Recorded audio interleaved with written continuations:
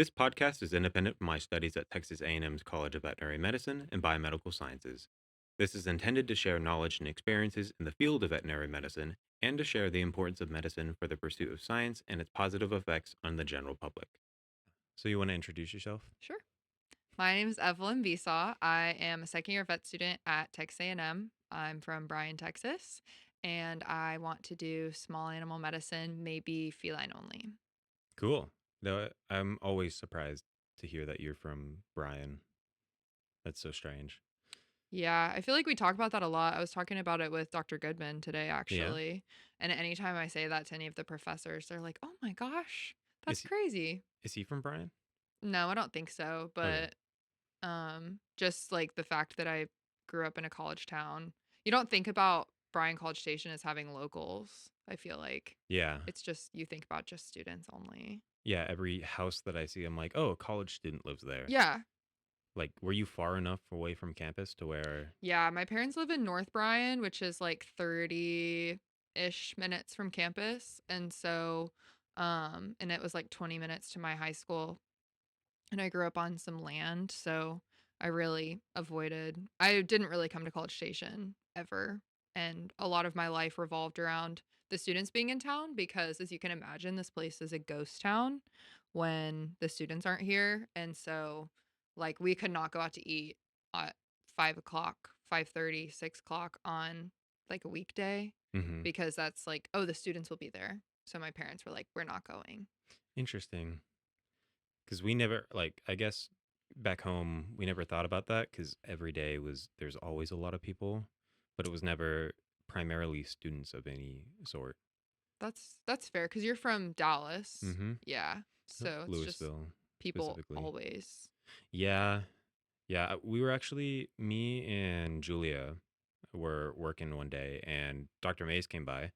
We were just chatting a little bit and he was talking about where he was from. It was brought up in some capacity, and he's like, or I think Julia asked about like wanting to live in the city, and he was like, "Oh, this is the city." It's like this is not country. This is city for him. Oh, talking about like Bryan College Yeah, Station. yeah. Oh, interesting. And I was like, I mean, I guess compared to out in the middle of nowhere, where you have maybe a gas station Yeah. and one of everything else, I can understand that because what we got a Sam's and a Costco now. Yeah. So that's We're pretty on the up and up. it's pretty We've city-esque. got a Star Cinema Grill. Oh yeah, that place is awesome. I love Star Cinema. I think I've been 3 or 4 times. I used to go all the time before COVID, and then during COVID they changed their menu. Yeah. What? Why did you I make that just face? it I was shocked again. I was like, "Oh yeah, of course, during COVID for you because you lived here. You grew up with Well, Star Cinema Grill." no. I mean, I was in undergrad during COVID. Oh yeah. I Well, was a me too. sophomore. Oh, okay. Yeah. Okay, cool. I thought you were gonna make an old joke. No, I wouldn't do that. I Well, would never be mean to you about your age. For the record on the internet, I would never be mean. behind closed doors. Yeah. No, they changed their menu during COVID, and they used to have this Greek. I think it was either Greek or Mediterranean something, and it was a wrap, and it was so good. And then they just never brought it back after COVID. We And we lost a lot of good things during COVID. Now, it was a tragedy, but like food wise, yeah. um, I should say the a lot of people are like, "Oh, COVID sucked because of X, Y, and Z," and I'm like, it something like trivial, like Mhm. gas or something. Mhm. When in reality, a lot of people suffered. But the big thing that I Indeed. remember that COVID took away was the peanuts at Texas Roadhouse. Oh my gosh, Remember those yes. days? Yes, and then you throw them on the floor. They don't even throw them on the floor Mm-mm. anymore. You got to ask for them, and then they give you a In a bag. something like that, and then they give you a bowl to put it in. Like, here you go. I know. Now, granted, I understand as a worker, that was probably hell at the end of the Nightmare. day. Yeah. But I heard from a parent at some point, and it was like that was the perfect place to go. It's like okay food. You can get a good steak. There's other things that if you don't like just steak you can get, and Mhm. then kids, you don't have to worry about not making a mess because there's a mess everywhere. Yeah, and it's always loud in there too, so Yep. just add to the noise and the chaos. Yeah. Yeah. That's my one note from that COVID took away. Interesting. Yeah. I mean, I honestly I don't ever go to Roadhouse, so that's not something that I would like think about. But now I'm like, yeah, the peanuts on the floor. Peanuts on the floor. Um, we were talking about something. Oh yes, Star Cinema Grill. Was that always around when you grew up? No. That was at some point during my undergrad, I think. Yeah. I don't think it had been open that yeah, it was definitely during undergrad because I remember on the team they took us like a little while after it opened. And yeah, So like 2019 ish. ish. Yeah. Okay. Hmm. So you've been around here your entire life, Yep. and what got you interested in vet school? Okay. All right, strap in. So so I like did 4-H growing up. I rode horses from like the youngest I can remember. I remember my mom always telling me that I should go to vet school because I love animals. And I was like, no way. I could never do that. That is just terrible to see animals suffer all the time. Like, absolutely not. I'm going to be a human doctor. And so I went to A&M, majored in biomedical sciences, which is like their pre-med, pre-vet track. You did BEMS also, right? Mm-mm. No, you did animal science? Yeah. Okay. Um and so I majored in BIMS, absolutely loved it. I knew for sure I was in the right major and then I kind of felt myself as I was spending time in hospitals not really enjoying it. And I can't really put my finger on exactly what I didn't enjoy. Um, but I think it was the second semester of my senior year. So COVID had already happened and I was like, I don't want to be a human doctor, but I have no idea what I want to do. And the since I'm from Bryan, went to undergrad here as well. I've been to the same veterinarian. Like my parents went there before I was even born. And so my mom took our pets into the vet and she was like, "Hey, Evelyn's only got one class she's taking this semester and she's kind of looking for a job." And I think my mom was half joking, but they were like, "Oh no, we need someone. We need someone to work afternoons." And that was what I was looking for. So I was like, okay, started working there. And I think within a month, I was like, yeah, I need to go to vet school. And so I applied that year and I didn't get in. I got waitlisted for A&M, didn't get in anywhere else. And then I just didn't have that many vet hours because I decided in February and then I submitted my application in June and I was still in school, still on the equestrian team. So I didn't have time to put in 1,000 hours.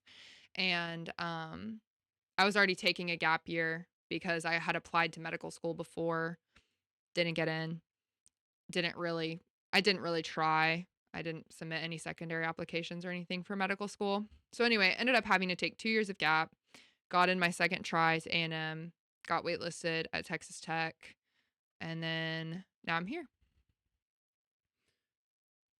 Yeah, the vet school application, like the vet hours, is a big requirement. And I do you know if the med school application is similar? Like, do you need a lot of hospital hours? I've always been curious. I've never been around a lot of pre med and med students. Yeah.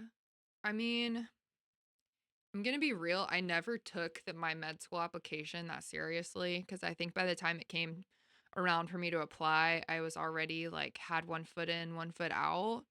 And I didn't try super hard on my application. I don't even know how many hours I had because I probably spent a year total doing volunteering, shadowing, whichever you want to call it, like 3 hours a week. So I probably had quick math, I don't know, 3 hours a week for 50 weeks. Okay, So so like 150. yeah. And I have no idea if that was enough. maybe not because I didn't get in, but I For don't really know.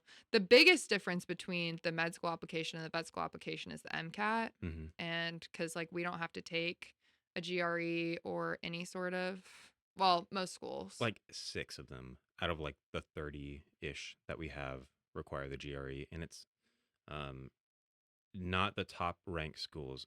That being said, like all the schools have good aspects. I hate saying the top ranked schools, but the top ranked schools like don't require the GRE Yeah. to my knowledge. Did you take the GRE? Mm-mm. Yeah, no, me neither. There's no point. The ones that required it, I wasn't interested in applying to anyways. Yeah. And yeah, it never really crossed my mind until later down the road. And then I looked into the ones, especially A&M, and it was like, oh, we don't require it. And I was like, sick. Yeah. Not going to think about it anymore. Yeah. But no, 150 hours. Yeah, I want to say I feel like that's probably not super competitive. in undergrad for me, like I started it knowing I wanted to do vet school, at least as a priority goal. Mm-hmm. And then I had like backups just in case, especially like starting out freshman year. And then I joined the pre-vet society around spring of freshman year, Mm-hmm. and that was entirely geared to get people into vet school. So we had speakers and people come in and talk. People applying to vet school would give their opinions. Sometimes vet students would come in and give their opinions. The graduate and professional advisors would come in and talk about best strategies in order to prepare. And so by like the fall, my goodness, the fall of sophomore year, I already knew a lot of things that I needed to do to get into vet school Mm-hmm. and the importance of how many hours you are required. And yes, there's like a minimum. I want to say A&M, it's 100 hours minimum It that you is. need. Yeah. But they recommend like 500. Yeah, I want to say 600 is like a cap. Um, they do it on like a point system, and it's obviously not out there in the world because then you could just pinpoint Game the exactly. system. Yeah, you Yeah. could game it, and they want to see that you are actually adequately prepared. Mm-hmm. And to do that, there needs to be kind of like a wall on the rubric that they use. Yeah. But I've heard like numbers like 600 are a good amount of hours that you need to get um, Mm-hmm. the most points. And for me, I mean, I started out, I worked 40 hours a week for one summer, and that hit a good number of those hours. Mm-hmm. And then the strategy turned to, okay, I need not only a lot of hours, but I need different kinds of hours. So I was a Yeah. small animal tech for one summer and then a equine tech for another summer. Okay. I didn't know that. Yeah. Yeah, yeah. It was cool. I was definitely out of my element. And a Mm-hmm. lot of people were like, yeah, you don't know what's going on. I'm like, yeah, I know. I was like, Where was that? Brazos Valley Equine. That's one in Navasota. hmm Yeah. It was great. Like, Mm-hmm. I had a great experience. Yeah. I hope they didn't hate the fact that I was there for that much, because I really was learning the entire Yeah. time, and a lot of it, like I would do treatments, and slowly I was gaining the skills of treating hourly. Mm-hmm. Um, the there was always just a sticking point of my job was to treat, not just to learn how to treat, and so a lot of times I was doing it on my own. And if I had a question, I was like, okay, now I got to go find somebody Yeah. and ask them these questions. But no, I still reference a lot of things like an SPL at the time, subpalpebral lavage, Oh yeah. like the little cord that goes in. Mm-hmm. Um, one of the doctors there really likes ophthalmology, Mm-hmm. and they actually brought in a couple of ophthalmologists a number of times while I was there from Florida, I believe, and they were great. Um, and so they had a number of patients on these SPLs, and it kind of like blew my mind seeing it because it does seem kind of funky. Like there's a little, essentially a little catheter, you could say, um, that goes in and under the eyelid, and then it's just kind of right there on the actual eye, makes it much easier to give medications, giving Mm-hmm. eye drops to a horse. What, sometimes 4 to 6 times a day? Yeah. Yeah, they don't appreciate Miserable. that. Mm-mm. So seeing stuff like that and then talking about it in class, what now 3 or 4 years later, I'm like, Mhm. oh, now I get it. And the actual medications that they give. Um, but no, Doesn't it make it stick so much better when you have, like, a real life application to draw from? yeah, yeah. Actually, I've thought about that a number of times, and it's funny that I have a lot of horse references now. Mhm. It's nice for like the Navally Yeah. and going into fourth year in the some large animal rotations I'm sure I'm going to get, but I'm focusing small. Yeah. So I actually think I have more horse references than I do small animal references, at least in that regard, because the only, I guess, small animal clinic scenario that I worked at for like that one summer was back after freshman year of undergrad.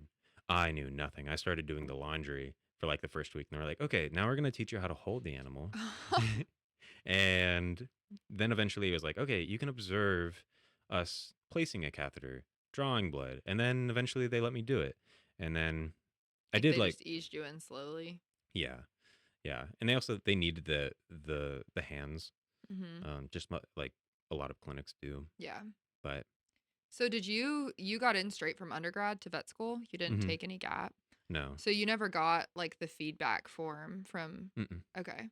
That was very interesting for me, Yeah, what was that like? because yeah, so it's basically just a form, and then it'll have, like, 3 or 4 different bars. It's like bar graphs, and it's broken down by, category, and so it'll have, like, the maximum value of what they accepted, the minimum value of what they accepted, the average, and then your score in all of those different categories. So it's like veterinary experience, animal experience, essays, interview, um I feel like there's more, but that's like the gist of it. And my first time I applied, my lowest score was my essays, Hmm.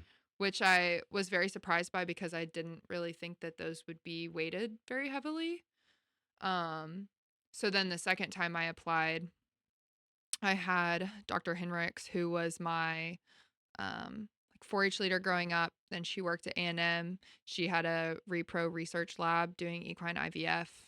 Incredible woman. She like looked over my application for me completely, and like she is the reason that I got into vet school. A lot of it because like she helped me so much, which I'm super grateful for. Mm-hmm. Like having all of that feedback, and then I also met with Tech. Texas Tech does something really cool. They like will give you a one-on-one, they used to at least, a one-on-one discussion about your application. Like they'll look over it and then like that I had a Zoom meeting with somebody that was on their committee, and they were like, here's where you need help. And it was a little bit different from A&M. They were more concerned about my quick turnaround from med school to vet school, Mm-hmm. and they wanted to make sure that I was completely committed to the career, which is definitely fair. Um, but yeah, I think it was valuable feedback to have for sure, and something interesting to think about. That's interesting that tech does something like that because A&M, to my knowledge or my interpretation of the application, is they have a similar mindset. They want to make sure that you're actually interested in the field and you're going to Mhm. stay in it.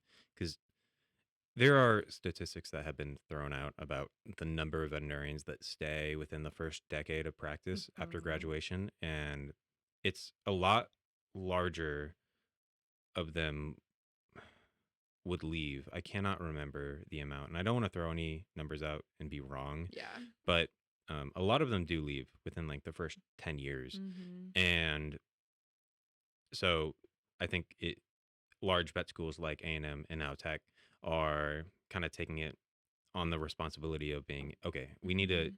accept people not only that are going to do well in vet school, graduate with a good, like actually be able to pass the NABLE, then be able to practice well after Mhm. graduation and then stay in the practice and enjoy it. So it, Yeah. I don't know how like successful that has been since with like the focuses that they have in the application, because I one of the essays I think that A&M makes you write maybe it's a supplemental application. I don't know if you remember, um, but it asks you if you don't get in, what are you gonna do? I do not remember that. Yeah, I want to. I remember thinking about it. I was like, what a strange question to ask.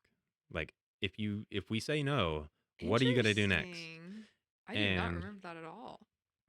well, I kind of took that as they want to make sure that you are 100% guaranteed, at least on paper. Mhm. Like, I want to do this. Yeah. So if you were to write, let's say you have stellar grades, stellar references, your essays are great, but you write, maybe it was written well, but you write that essay that asks, what are you going to do if we say no?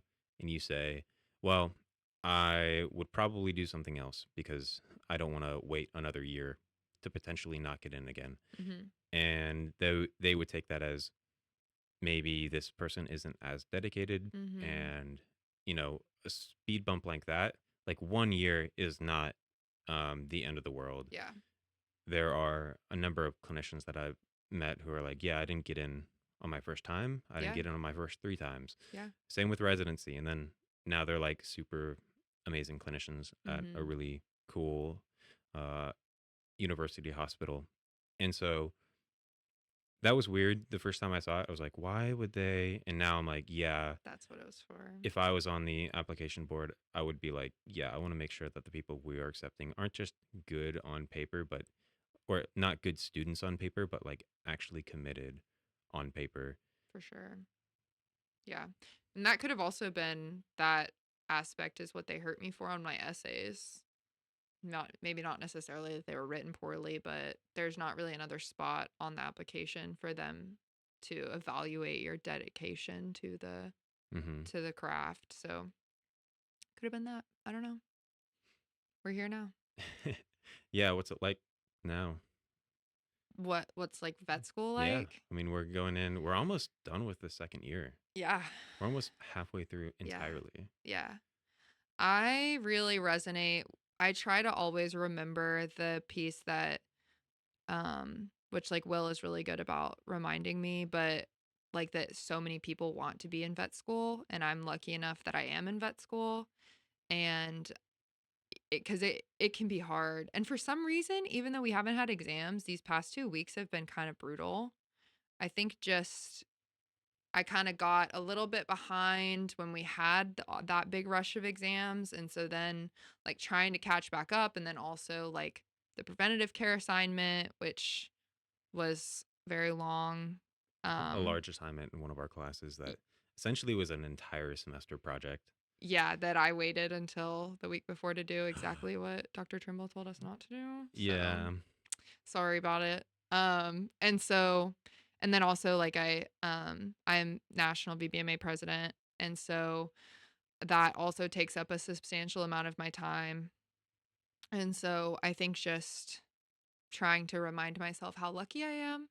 And I do love vet school. I love learning and I also really enjoy the social aspect of it. Like I love having friends that have the same passions as I do and being able to discuss like I don't know, different aspects of the vet field because they're just as passionate about it as I am is really nice. But but yeah, just trying to keep it all in perspective. I don't know if you relate to any of that. Oh, yeah. I remember in undergrad thinking, whenever I saw a vet student, I would be like, oh, they were talking about all these challenges and what it's like, and sometimes it's very difficult, and there are very long days, and are really tough. And I was like, man, if I was in that position, I would think every day, like, oh, so many people would rather be here than where they are, so I'll be grateful. Yeah. And that quickly went away. Yeah. Now being in it, but there are sometimes I catch myself. I'm like, it could be the fact that I could be in the situation where I didn't get in and I'd be really struggling to try and get in at all. And Mhm. I do have this opportunity. Yeah. So Yeah. it's a good mindset to have. Yeah. And kind of the same thing with like skipping class, which for legal purposes I do not skip class. But like trying to remind myself of like, okay, I am paying a lot of money to be here. I want to be here. I need to like listen to what my professors have to say and like really try to learn everything that I can in school before I'm on my own and have to complete any new learning through CE. That's the I'm paying for this class mindset is funny because I don't have that feeling. I do pay for my classes. Uh-huh. I have the debt. It's there You've on my got it to phone. prove it. Yeah. I can see it's a large number and it makes me sad whenever I Yeah, see it. it is unfortunate. But if I never wake up late to miss a class, but I will sometimes be tired. I'll be like, I have these other things I need to be doing. Mhm. And I think it would be more beneficial if I skipped this class, which I've done twice now. I think this week. I haven't done it in a while, but I Mhm. did it twice for the same class this week. And the thought never enters my mind like, I'm paying for this. Because I'm eventually going to go back and watch them because they are Yeah, recorded. So I just think it's funny. The guys bring up all the time. I'm like, I'm paying for this. Like, why would I really. not go? Yeah. I don't really think about it that way either, but I more so think about like trying to learn as much as I can right now before I have to learn it on my own. But I think I mean, you are paying for it. So I don't know. Hmm. Well, now that you're in vet school, Mm-hmm. still going down the path of being a veterinarian, Yes. what do you think it is that keeps you going within the career? Because you said that you switched from pre med at least to veterinary medicine, Mm-hmm. took the gap year after working in a clinic for a little bit, and then now you're here. Mm-hmm. Why keep going? That might seem like a silly question. Mm-mm. No. So that my dog and cat can live forever. Yeah. Okay. I mean, not actually, but like I always joke about that. I'm like, I your was mom, like, whenever I see them, I'm like, your mom is going to vet school so that you can live forever. No, I, for me, it's just like I love animals so much. And not just to the point where like having animals is enough for me, but I also get so much joy out of like having patience and seeing them get better and seeing them through that process of that's why I'm really drawn to being a general practitioner is because like I love the aspect of like seeing an animal from the time it's a puppy until the end. mm, And I love seeing that growth in the pet, also seeing that growth in the people. I've seen like some really cool things with clients at my practice, even though I only worked there for 2 years, just in the terms of like you build these bonds with people, which is something that I think a lot of people don't necessarily think about is the aspect of like dealing with clients. Um, I do love like talking to clients, finding out like how their day was, how's this your kid doing, and being able to bond with them over yes, their pet, but also like things that are maybe happening in their lives, even if they're like tragic tragic events. Like I just love being there for people and being mm, able to like empathize with them and hopefully make them feel better, whether it's like a pet thing that's going wrong or a personal life thing that's going wrong, because I'm sure you can relate. Like, we get told crazy things by clients in the exam rooms, and I just enjoy that aspect of it. The clients and the pets as well. I mean, like, I love animals. And like I said, just being able to see them get better. And I think for me, we always talk about I've gotten asked a couple times, like, with euthanasia is like, "Isn't that the worst part of your job?" And, like, not to get too deep or somber here, like, I don't think that's the worst part of our job. I think the worst part of our job is the pets that come in that you can't treat that are then, like, continue to suffer. I think, in my opinion, euthanasia is, like, the most humane thing that you can do for your animals, and the only reason that I'm talking about that now is because that's what originally kept me away from veterinary medicine. I was talking about earlier not wanting to see animals suffer. And that is such a small part of this. profession. I feel like, I don't know if you feel differently, but at least being a general practitioner. I mean, like, I think being able to help, because for every case that we saw that we weren't able to help, there was 10 more that we were able to help. And Hmm. so they kind of outweighs the. And don't get me wrong, there are days that are terrible. Yeah. I Does that mean, make sense? it does.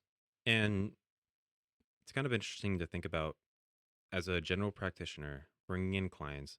Let's say hypothetically, because this doesn't happen, but hypothetically, if every client that comes in stays for the entire extent of their pet's life, Mhm. you will see them for the first day of them coming in, whether that's, when they're a month or freshly born, or they're maybe 5 to 10 years old. Mhm. And then at the end of their life, you are you're probably going to euthanize them. Mhm. It's I want to say I don't know how rare that I've heard like, oh, our dog just like passed away in Yeah. its sleep and Yeah. we had no idea and he wasn't suffering Yeah. leading up and then he just passed away. And if anything, those situations I've heard people talk about it and they're like, I had no idea. I don't know what happened. Yeah. And they're kind of distraught about it. Mhm. With the euthanasia, it's like, okay, we can see what's happening. And then they get to come to the realization like they need to make a decision. Mhm. They make the decision and then it happens and they kind of mourn it afterwards. There's this shock value, at least with the kind of mysterious and sudden Yeah. feeling that happens with the other situation. Mhm. So I you mentioned the watching animals suffer instead of euthanizing. Mhm. When I first started, I kind of had this m- moral question in my head, or I guess moral dilemma of whether or not euthanasia was a good idea. Mhm.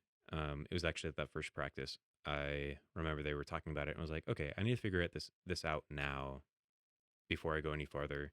And it was the cases that I saw that were like, yeah, now we're deciding to euthanize, and everyone's like, yes, that's a good choice. And some people had the opinion. I'm not gonna like throw shame or anything because some people wait longer than other people would have liked, Yeah. and they viewed it as the animal was suffering more than they necessarily had to. Mhm. That being said, um, I've known people in the field that have had that similar thing happen where they waited and other people in the field have been like, "Oh, you waited too long." Mhm. It's kind of a tough It's situation like to a be in. personal decision also. Yeah, I mean, it's hard to say, "Yep, now is a good time." Yeah. So, That's like the hardest. That is the hardest decision. I mean, like I had to make that decision for my cat when I was in high school because my parents really wanted me to like experience that because it was my cat, and that was the hardest. That was so difficult. Like I can't imagine. I mean, I can't. I mean, it's just that's like that's so tough. it's hard on the outside, or it's easier on the outside to make the decision than it is to be in that situation personally Mhm. and draw the line. So, it was then that I realized that, yeah, euthanizing is the most humane thing because you could essentially prolong the actual quote unquote life of the Mhm. animal, and there is not much at the end. Mhm. Um, Unfortunately, that's just how death is. Yeah. I've heard from people who work in hospice care for humans, it's somewhat similar. Um, in that the movie world of they take their last breath after saying something really dramatic does not happen, Mm-mm. and it's very is a very slow drawn out Yeah. process, and it's not pretty, but that's kind of how the end of life is. Mhm. And so And we get to spare them from that. yeah, yeah, um In like situations where it's completely terminal, they're not going to get any better. They're just going to continue to get worse. Sorry, you're talking to. Sorry, no, I'll you're let you good. continue. No, you're good. I was just thinking about the human side of it because there is like a I guess it's a controversial conversation, the euthanasia of people. I'm not Mm-hmm. even going to step foot in that Nope, realm. me neither. Um, but no, the animal world is very much people have the responsibility to take Mhm. care of them. So it's at least morally a lot easier to get to that endpoint, um, personally for me. But so you think that it is the people and making connections, and essentially, I don't want to I don't want to straw man your perspective, but like feeling good about working in the field that will kind of keep you going.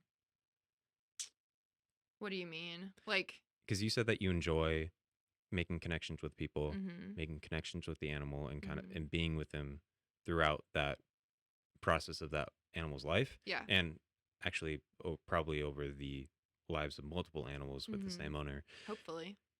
and yet you find joy in that, and Mhm. that joy sustains you through work essentially. Because what I'm trying to boil it down to is that there are days that suck, and it's like what gets you through that. Yeah. Um, like, do you mean like on a personal perspective or on a like what am I drawing from at work to get through those days? I mean, we could go with both. Say on a day-to-day basis, what would get you through a tough day? So at the clinic I worked at, I've obviously, because my parents went there since before I was born, I have known all of those people for a really long time. So I formed very close friendships with all of them. And I think like being able to lean on them was very special. And like the receptionist Carol is like a second mom to me, and my like lead technician Clint is like a second dad to me. I went to high school with his son and he was in my like close friend group, and so I've known him for a long time. Feel like being able to rely on your team when you're having bad days is super important. And so that would probably be her work aspect of things getting through. Like personally, I feel like being able to draw a line between, which spoken like I have no work life balance right now. It's just pretty much all school all the time, but like that is very important for me once I graduate, is like drawing the line between work and home life, and like having plenty of hobbies, and um just like taking time away from work, especially because veterinary medicine is so notorious for being so difficult on mental health. I think for me personally, just being able to draw that line is going to be really important. Okay. What about in a larger time span? Let's say let's have a tangible example. What was the toughest semester so far in vet school? Second semester of first year. Fair. Large animal anatomy. Yeah. Second round of physiology. Yeah. Pathology 1, AOD 1. AOD is agents of disease for those people who the very large number of people who do not actually take the class. Yeah. Um I see integrated animal care yeah. and PCS, Yep. professional and clinical skills. And also, I don't know. It was just it was rough for me. Did you start being VBMA president then? I didn't start that until the like this that's following summer. Okay. Um I think it was just like large animal anatomy was not I was not jiving with it, and I think the first semester cuz so first year, for context, they like put you through the ringer. And so like it's widely regarded as the hardest year of vet school because you're taking anatomy and physiology, and those are both like monster classes. I think the reason second semester was so much more difficult for me is A, because the shiny newness of being vet school had worn off and it was just as hard, if not like more difficult from a materials perspective. Um, and then also because um lost my train of thought. Darn. It was tough um because of the monster classes, the amount of material, and the newness of like being in vet school. Oh, the newness of being in vet school had worn off. And then also I was a BIMS major in undergrad. So like I took small animal anatomy in the exact same lab that we took it in vet school. I took that first semester of physiology in undergrad. So the first semester of vet school was kind not a breeze, but like I didn't have to work super hard to get good grades. And then second semester it kind of like all fell apart and I was like, "Oh, this is what vet school is." What do you think got you through that entire semester? Long term, long time span. Mm, I I would have to say probably a combination of the gym slash like outdoor walks, and then also like my friends and family were were key. I can expand on that if you want. Like I think I would, because they tell you like during orientation, tell one of your family members like, "Hey, if you haven't heard from me in a week or 2 weeks or whatever, like call me and like make me talk to you basically." And so my mom would call me and then I would say like I would be like, "Okay, I need to talk to her." And I'd like go on a walk outside and talk to my mom and walk my dog. So I'd like make myself have intentional time outside talking to family. My mom's kind of my rock, or my sister. Both of them are my rocks. Also my dad. Love you, dad. Um, let me Can't just leave any of them continue out. listing people. What? Can't leave any of them I out. know, can't. So yeah, that's for me. What would you say your hardest semester and what got you through? Oh, last semester, the fall of second year. Really? Hmm. Interesting. Yeah, Why? a lot of it was memorizing. At least it was for me. I probably shouldn't have tackled it as memorization specifically, but it was a lot of I don't know how information else you could have done it. because we had Agents of Disease 2, Mm-hmm. which was a lot of stacking on from of Disease 1. And we go over a bunch of different bacteria, viruses, fungi, Mm-hmm. protozoa. Like it was all there. Parasites in general are my least favorite of all of the agents. Hmm. Um, if you like Yeah. parasites, good for you. Like, Yeah. not dogging on them at all. But I am not a They're parasite hard because guy. it is just straight memorization. Yeah, Sorry. to a degree, it is. And then on top of that, pathology, which was a bunch of different things. Path was so hard for me. I mean, it was building on it, brought in a lot of things. Like you had to learn about the agents, Mm-hmm. which we deep dived into in Agents of Disease. But in pathology, it was very much okay. This thing does this. Um, and somewhat they told like described why, but there was you can't go that in depth with the agents in that class because there was a bunch of other things you need to do. Mm-hmm. And then on top of that, there was pharmacology, which was entirely new to me. I'm Mm-hmm. not very good with drugs. I'm still struggling with drugs, but I made it a big focus of mine. If every time we talk about a drug, I'm like, all right, I'm going to think about it. What does it do? Mm-hmm. Why does it do that? How can I remember that?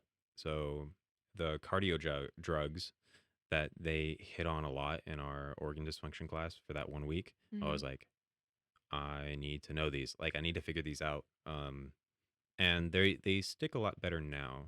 I don't know why I was having so much trouble then, back in the fall. Maybe I wasn't. I don't know. I don't know exactly what it was, but things weren't sticking as well. Yeah. So yeah, it was a weird semester. And then I would say how I got through it was, I don't know, keep trying. Yeah. What I'm trying to derive is the why behind continuing to do something that kind of sucks in the moment. Mm-hmm. Um, Oh, I would love to talk about this. yeah.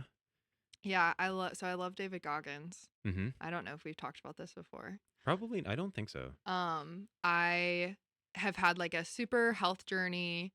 I gained a bunch of weight during COVID, was just like generally unhealthy. Um And then in the fall of 2023, I decided to do 75 hard. And as I was doing it, do you think I need to explain it? I feel like most people have 75 heard of hard? it. Nah, Yeah. I think, So, like, yeah. part of what you have to do is you have to read 10 pages of a nonfiction book every day. And so I picked up David Goggins' Can't Hurt Me. And I just, I think he's crazy. And I think that he's like not a normal like human. I think the feats that he accomplishes are insane and his mindset about things are crazy. But one of my favorite things that he talks about is like doing things that suck, and like every day you should be doing something that you don't want to do because it I've even listened to an episode on Huberman about it. I Hmm. think it was David Goggins' episode, but there's like a structure in your brain that grows every time you do something that you don't want to do. And so it it's just like having the mental fortitude and mental strength to go work out even if you had a bad day, or not eat the ice cream that is like calling your name. And everything is good in moderation, right? But like I think for me personally, I had to learn, okay, what is a reasonable amount of moderation? And so I feel strongly that like I get a decent amount of like dopamine and serotonin from just doing things that like okay, so I went to the gym today and I haven't been to the gym in probably like 3 weeks because school's been difficult and I haven't really made time. I like to say I haven't had time, but I haven't really made time or made it a priority. And like leaving the gym, even though I didn't want to go today, I felt so much better. And I think it's the same way with school. Like if there's an assignment that I don't want to do, or like I really don't want to study for this exam that's coming up, just like getting started on it helps me a lot mentally to then be able to continue to work on it and like eventually finish it. Hmm. So, does that make sense? It does. I've followed Huberman for a good while now, Mhm. and I had a similar kind of experience listening to those things from David Goggins, and Jocko Willink is Yeah. another guy Mhm. that in undergrad I became familiar with. Um, okay, Never super got into Jocko, but he's interesting. He has a lot of leadership mm, advice because he led a Navy SEAL team, which is mhm. kind of awesome. Yeah, that is cool. Okay, that's interesting because I wonder how popular that is nowadays. Now that David Goggins is a big figure out in the world in Mhm. the internet, and he has been now for what, maybe a decade. Yeah, I don't know a how long he's been while. doing it, but okay, because I have a similar kind of mindset where the reason I went the vet school route was because it was hard, not because it was like I enjoy doing this thing. Yeah. Um, and it wasn't until like somewhat recently in school that being around people who like learning, I'm like, okay, I'm starting to get that vibe. Sorry to interrupt you. Do you mean like you wanted to go to vet school solely because it was hard and like you didn't have any like passion for veterinary medicine? Not I that there's anything wrong with that. I just I did not know hardly anything about vet med or medicine at all going into undergrad. mhm. When I got accepted, I was like to A&M for undergrad. I was like, okay, I am thinking about this vet school thing. I don't know anything about it. I know that A&M has a vet school, so I will join their animal science degree because animal and science sounds like vet stuff. I did not look that much into it. So me, a city kid, it was very much of a culture shock. Yeah. And then in the back of my mind, I was like, if I, go down that road for a little bit and realize I really don't want to do this at all, engineering program at A&M is great. I could do Okay. that. I do like math compared to That's other crazy. subjects, at Yeah. least in high school. So, and then also there's the core. Like, worst case scenario, if I'm like, I'm actually over school entirely, I'm just going to join the army. Join the okay. Yeah. Or the military in some capacity. Okay. So then did you think about doing that for vet school? Like The military? joining? Yeah. Um, it crossed my mind because I knew that they had that program where they would essentially pay for your entire school, get out, Mhm. you work for them for a little bit, Mhm. and then you're free. Mhm. I was like, I can manage my finances enough. I don't need to be, you know, how can I say this? Um, in It's a lot of contract work. with it Yeah. for a very long time because it is a good amount of time. I don't know the details on it, so I'm not going to say specifically, but yeah, I looked at it and went, no, whatever financial burden it is, I'll figure it out. Mhm. So, but no, that was just backups outside of the realm of vet school entirely. And the only reason I picked vet school as number one because I was like, okay, it seems more difficult, at least from my perspective. I don't want to piss off all the engineers of the world, but it seemed more of a struggle for me to go down that path than the other Mhm. paths. So I was like, why not choose the most difficult thing to do to get better at doing difficult things? Mhm. And then along that way, I was like, okay, I can do this. And then now being in vet school, I'm like, I'm actually starting to enjoy things, which sounds strange now that I'm like saying it out loud, but it's kind of what I was thinking. Yeah. At no point was I like, I really like doing this thing. I'm going to keep doing it, That's at so least in undergrad. interesting. I feel like everyone has a like that I've spoken to has a different reason for getting into vet medicine, and a lot of them are not like, "Oh, I just love animals so much." I feel like actually that's most of them. Like the doctor that I worked for, Dr. Fuller, one time I asked him why he got into it and he said the problem solving. Like Hmm. he just loves solving problems. Like nothing to do with like loving animals necessarily. Just enjoys the problem solving aspect of it. And I think that's fascinating. Well, that's one of the things that this podcast is for, Mhm. is to ask people why, because it is kind of a strange thought endpoint to be um, in life. Because I guess not endpoint, because people are still like getting through it, but kind of a path to get in life because it is quite difficult. There is no really financial incentive compared to other careers, Mm-mm. especially human medicine. And, you know, say you like doing things that are difficult or the puzzle solving thing, like human medicine has that. Why Mhm. not that over vet like med? Yeah. So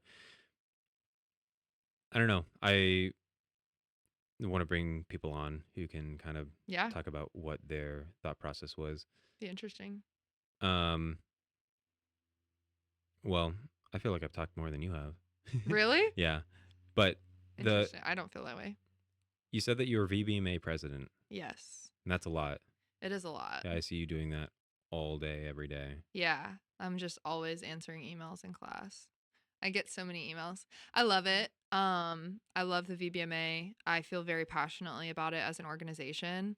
I think I actually just like did an interview this morning talking about it, and my favorite thing about the organization is that it's one of the only, which correct me if you think I'm wrong, but I feel like it's one of the only organizations that is not tailored towards a specific interest within veterinary medicine or interest in like specific animals or breed or sorry, yeah, specific animals because you have like cat club, EP, which is equine practitioners, bovine practitioners, and then you also have like imaging club for like radiology or surgery club or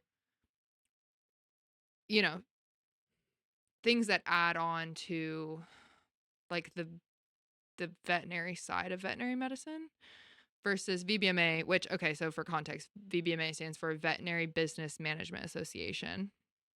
And it was originally created to be a like fill the gaps in veterinary medicine, like sorry, in the education of veterinarians for a business from a business standpoint because a lot of veterinarians end school end up opening their own practice or like even those who just go work for a clinic, like you have to have at least enough business knowledge to be able to like read your contract, know what if you're getting a good deal from like your salary, your work days, your schedule, your days off. And those are all things that the VBMA teaches you that I don't feel like we necessarily get in our veterinary education. I think the schools have come a long way and they're like getting closer towards accomplishing that goal, but the VBMA is um even though it was originally created for students that wanted to open their own business, it has like blossomed into this essentially creating knowledge within veterinary students that will allow them to be successful on a non-medicine side of things. Does Hmm. that make sense? Yeah. I mean, a good example of that is one of the meetings that I went to a couple weeks ago. We had a lawyer come in and Yeah. talk, Mhm. and he was like, "This is what you legally have to do, or this is what your technician legally can and cannot do," Mhm. which is very important. Mhm. You fall into a lot of issues with that. Yeah. And mm, vet school is really much what should you do for the patient? Mhm. What can you do? Like how do things work? And that's so complicated that you can't really spend a lot of time talking about law Mhm. or how the practice would best work business wise. Mhm. So it looking back, at least at A&M with our curriculum, we've had some things talking about resumes and cover letters and how to kind of read not maybe read a contract, but talking about loans. We've done Mhm. that. Rarely do professors go legally you have to do this when Mhm. treating this thing. So it's always you do this because it's it works this way. These Yeah. drugs work this way. I think the only legal things that not the only the biggest legal things that we've talked about consistently are antibiotics. Mhm. um, Much to my dismay as someone who struggles with pharmacology. Not to hate on pharmacology, it's just my own um, inability to remember things in that regard. The I think that's the biggest thing we've really talked outside of the actual medicine, just because it Mhm. is, at least food animal wise, just a big Super deal. important, yeah. So no, the VBMA, like I think I don't know all the orgs, at least at A&M. I don't know about across all the vet schools. Mhm. If not the only one, it's one of very few that target multiple species and multiple aspects of veterinary medicine. So Mhm. I don't think you're wrong saying that. I think it's beneficial. Mhm. We had that little what doctor with dinner with Oh, yeah. doctors. Mhm. Is that what it's called? I think we called it like dinner and doctors. Yeah. Yeah, It was like a Q&A panel. yeah, that was interesting. I Yeah. didn't know what to expect with that. Honestly, I didn't either. I just planned the food, so Oh, I okay. didn't really know what the other plans were, so that was interesting for me as well. But yeah, I only originally joined VBMA because my roommates were in it, and both my roommates are now fourth years. They were third years when I moved in. I didn't know anybody else in vet school, and they were like, "Hey, we're in this club, and it has the most lunch meetings because at A&M we're limited by the number of lunch meetings that we can have, like different clubs can have. But because VBMA has a like certificate educational platform to go along with it, we're allowed to have more meetings per semester." Hmm. And so they were like, "Hey, they have the most lunch meetings and we're in it, so you should join." And I was like, "Okay, cool." So I just joined. I paid for the full 4 years because I was like, most lunch meetings, awesome. And then the like applications to be a chapter officer came out like a month after school started, and so I had only been to like one meeting. But I was like, yeah, this is kind of cool. I mean, I paid dues for all 4 years, so I might as well be a chapter officer.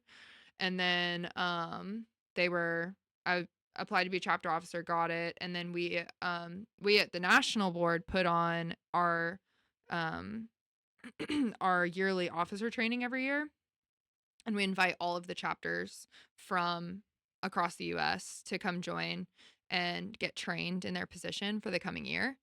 And so I didn't know that that's what was happening as a chapter officer. They just said, "Hey, you're going to Dallas for this thing." And I was like, "Okay, cool." Went, met the 2025 national board, and I was like, "This is really cool." We planned this like they planned this like huge event for like 200 people all in veterinary medicine. um, as the VBMA, we have partners that we work with, so different companies or um, clinics, and I just remember feeling like the 2025 board, watching them have all these interactions with people who are in the industry, and they had this great networking experience. And I was like, I love the VBMA.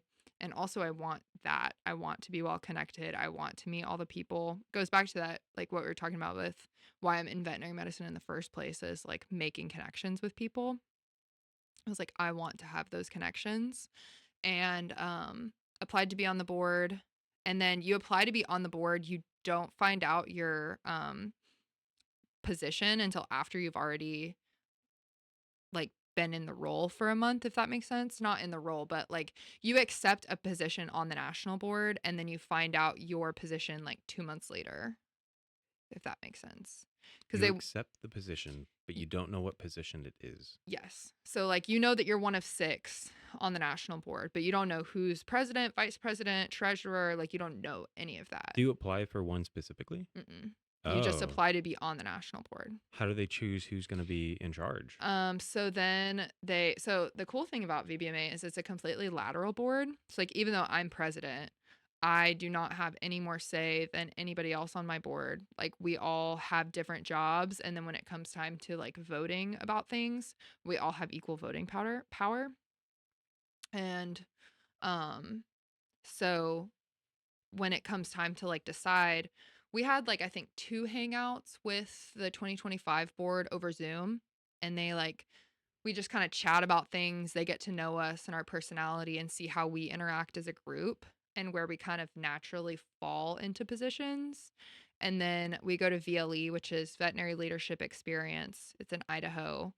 Are you going? No, I can't. Oh my gosh, that was one of the best experiences I've ever had. It was gorgeous. I learned so much about being a leader, about working on myself. I cannot recommend it enough. I won't go in any more detail because they kind of keep it secret on purpose. Really? You can't say anything like, this is a good aspect of being a leader? Well, like, so basically, you're camping. It's set at a summer camp at a place where they do summer camp. Mm-hmm. Um, And so you're like in cabins, there's like 11 other girls in your cabin. And then you do different like seminars slash workshops throughout the day. And then you also have like you're split into teams with people that you've never met before. And you have to like accomplish different tasks. I can say that. That's not too specific. But they want you to just go because you want to be a better leader and you Mm-hmm. want to improve yourself.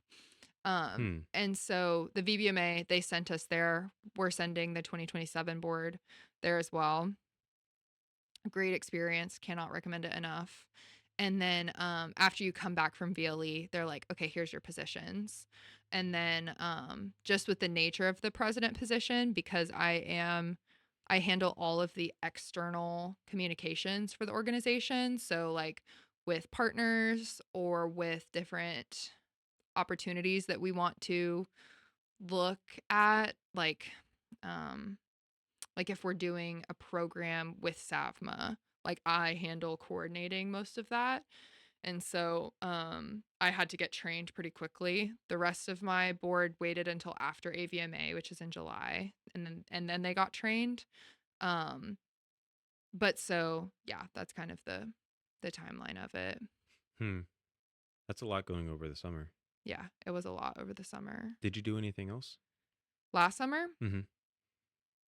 I did 2 externships. I did an equine externship in Colorado, and then I did I did a small animal urgent care in St. Louis, Missouri for like 3 weeks, Okay. which was so much fun. And I hope I get to go back. I am super busy this summer, so I don't have time to go back. But hopefully, I'd really like to do like 4th year, at least externship, if not my primary care Hmm. rotation there. You did an equine externship last Mm-hmm. summer, Mm-hmm. and you're going to be a cat lady now. What happened? Yeah. So, I the I just don't really enjoy equine medicine, I think. I love horses. I don't know if I've said already, but I was on the equestrian team at A&M, grew up showing horses. I adore them. I Equine medicine is just not, like I said, I think it's yeah, it's just not for me.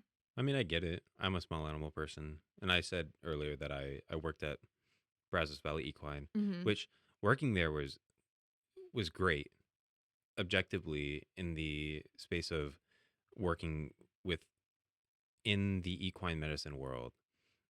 They work really hard and they really care about their patients and they know a lot. They do a lot of cool things.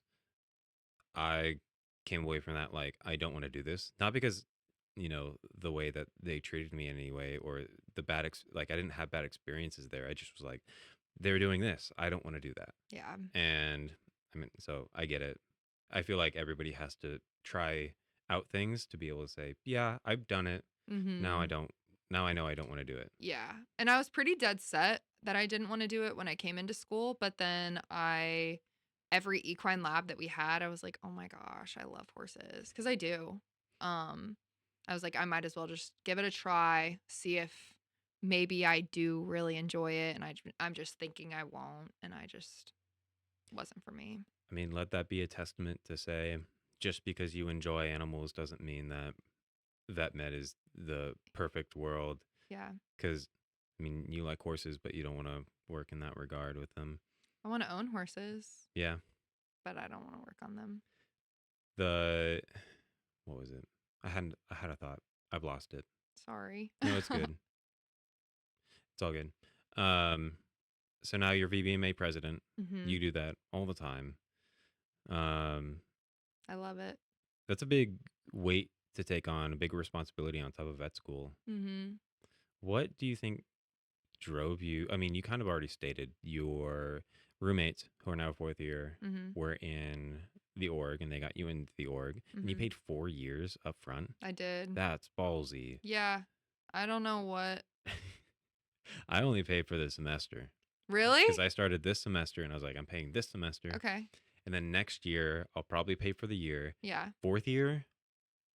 What do you think I'm going to do fourth year? Yeah, I don't well, they said they'd give us a t-shirt, and I still haven't gotten my t-shirt, which I am an officer, so I should probably figure that out. But Hmm.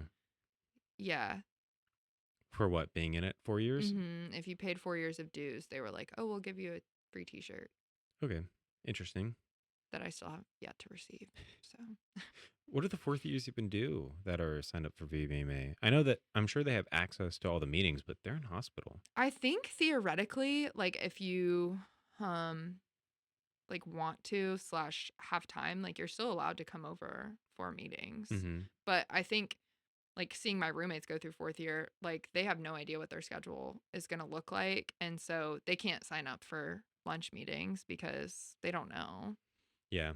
I mean, every rotation's different. Yeah. Like Haley's on internal medicine right now. And she, like, some days will come home at, I think the earliest she came home was like 3 p.m. And then some nights she's there until 7 p.m. So it's just completely dependent on how the rotation is going and how many patients you have. Yeah, that sounds exciting and intimidating. Yeah. Fourth year is a big question mark. Yeah. And I think it also that has been something, so like if anybody's watching that they are going into vet school, my one of my biggest recommendations is to live with people who are ahead of you in school because you get to watch them go through it. Or if like for example second year, I didn't actually get to watch them go through second year, but they prepare me for pretty much everything. Like they're like, "Hey, you know, this is going to happen like for this lab. You need to make sure that you bring boots because I didn't and it was a cadaver lab and it was like really messy." So, that is definitely like a huge recommendation that I would give people. And so then for 4th year, what I have noticed from Haley and Jack is it seems like before Navly is very like rigorous because you work all day, you're on your feet all day, you're learning, you're having to actually be put on the spot and go through like the motions of being a real veterinarian. And then you have to come home and study for the NAVLE. Hmm. And so I think it's gotten better now that they've both taken and passed the NAVLE, but it's still like really draining to, I don't know. That's just because right now we're just learning. So it's like low stakes. I think it's still relatively low stakes being a 4th year, but like if you don't know what your clinician asks you, like they're going to say you need to review XYZ, which is very intimidating. Oh yeah, I can imagine. You you're in the middle of some kind of procedure. It doesn't have to be surgery, but like a thing that is going on, and they're like, "Okay, what is this?" And you're Yeah. like, "Oh, that was said at one point in time in this one class in this one lecture, Yep. and I don't remember." Mm-mm. So, I mean, that'll happen in conversation with just classmates, and I'll be like, Yeah. "Well, I feel dumb not remembering this one specific thing." Are you a fast recall person? Depends. Because I feel like in class, when like the professors do like the call and response, like the Mhm. question, I can come up with the correct answer. Like if I'm watching it at home and I can pause, if I can sit there for like 10 seconds, 15 seconds and think about it, I can get there. Mhm. But like some of our classmates are just so like 2 seconds and they're, okay, this is the answer. And I'm like, Well, I would say that for some things, it depends on the question. If they're like, "What is going on?" Say they give us some blood work, mm, hypothetical blood work on this hypothetical patient. They're like, "What is going on?" And it's like, "Well, that's a broad question with just blood work for mm-hmm, those people who are not in medicine at all." It's like there's a lot of values that come with blood work, and there's a lot of different machines with blood work. So you're looking at all the values, and um, it's not like cut and dry what the issue is with every single value. So you there it is up to interpretation. And so having a question like that, I'll be like, well, this thing is high, this thing is low, this like mm-hmm, this correlates with that, but this thing is also going on. So which one's more important? And then slowly I'll kind of distill an idea, and then and so that'll take a little bit of time. And then I'll come up with a list of answers. Like, so for our organ dysfunction class, especially this past week, they had 5 different cases, and they did just that. They gave us blood work, and they're like, all right, come up. Okay. They gave us a physical exam, blood work, and I think a description, a history of what was mm-hmm. going on. And they're like, all right, make a problem list and then differentials for those problems. And it took a second for some of the differentials and like talking with others, but some of them were like right off the top. Like, oh, the kidney values are off. Okay, what could cause an issue with kidneys? Mm-hmm. And so, a number of things come to mind instantly, especially with like if it was a cat compared to a horse. Yeah. So with something like that, it really depends on the question. And rarely do they ever like nowadays do they ever go, okay, what is the name of this specific thing? Kind of like the test questions first year. They're Mm-hmm. like, name this. Yeah. What is like how does this work specifically? I saw this guy on Instagram who said, he was like, I'm going to give you an example. He was talking about medical school, but he was like, I'm going to give you an example of a medical school problem in terms of like a car. And so he's like, here's the question. So you are driving your car down the road. You've had your car for 3 years and like here's the make, model, brand, whatever. Your car makes a clunk clunk clunk sound and then grinds to a stop. In what country do they make the part that you need to fix the car? And so then he like walks through, okay, so you have to know what the clunk, clunk, clunk and grinds to a stop means. And then you have to know, okay, how do I fix that? And then you have to know, okay, what part do I need? And then you have to say, okay, and what countries make that specific part? And I thought that was a very good analogy for how our questions are now. That's Yeah. not how they were first year, but like being able to connect all this different dots. Yeah. I think that's perfect. It's funny, like compared to the medical world, in the vet world, you could add on top of that and it's like, okay, now it's a bus. It's like, oh, Yeah, that's oh so true. no. It's like everything's different now that it's a Yeah. bus. Yeah. Um, Yeah. Me using the dog values for maintenance fluids instead of the cat values because I just didn't read. there are many times that I'll read something wrong and I'll be like, I know the answer. I know it. I just read it wrong. I'll just assume. Like I'll read it and I'll be like, "Oh yes." And it's a cat. And then for some reason my brain is like, "Oh, it's a dog," because that's what every problem we've done was a dog, which makes no sense. But Hmm. So we've kind of talked about why vet school, mhm. how vet school's going. Mhm. What about the future? What is that like in your mind? Very up in the air. Um I like I said earlier with the VBMA, that is I guess I started down that thought and then never finished it, but that is another thing that draws me to the VBMA is that I don't necessarily know exactly what I want to do after school. I feel like I started considering the feline only practice maybe like a year ago now because we actually had a feline only practitioner come and talk at VBMA at a VBMA meeting and I was like, "Huh, I didn't know that was a thing." And I love cats. I love cat medicine. I like will take the all of the cat patients that come in when I was working full time as a tech. Um So I'm doing an externship this summer at a practice in the Woodlands, and we'll see. I hope I really love it.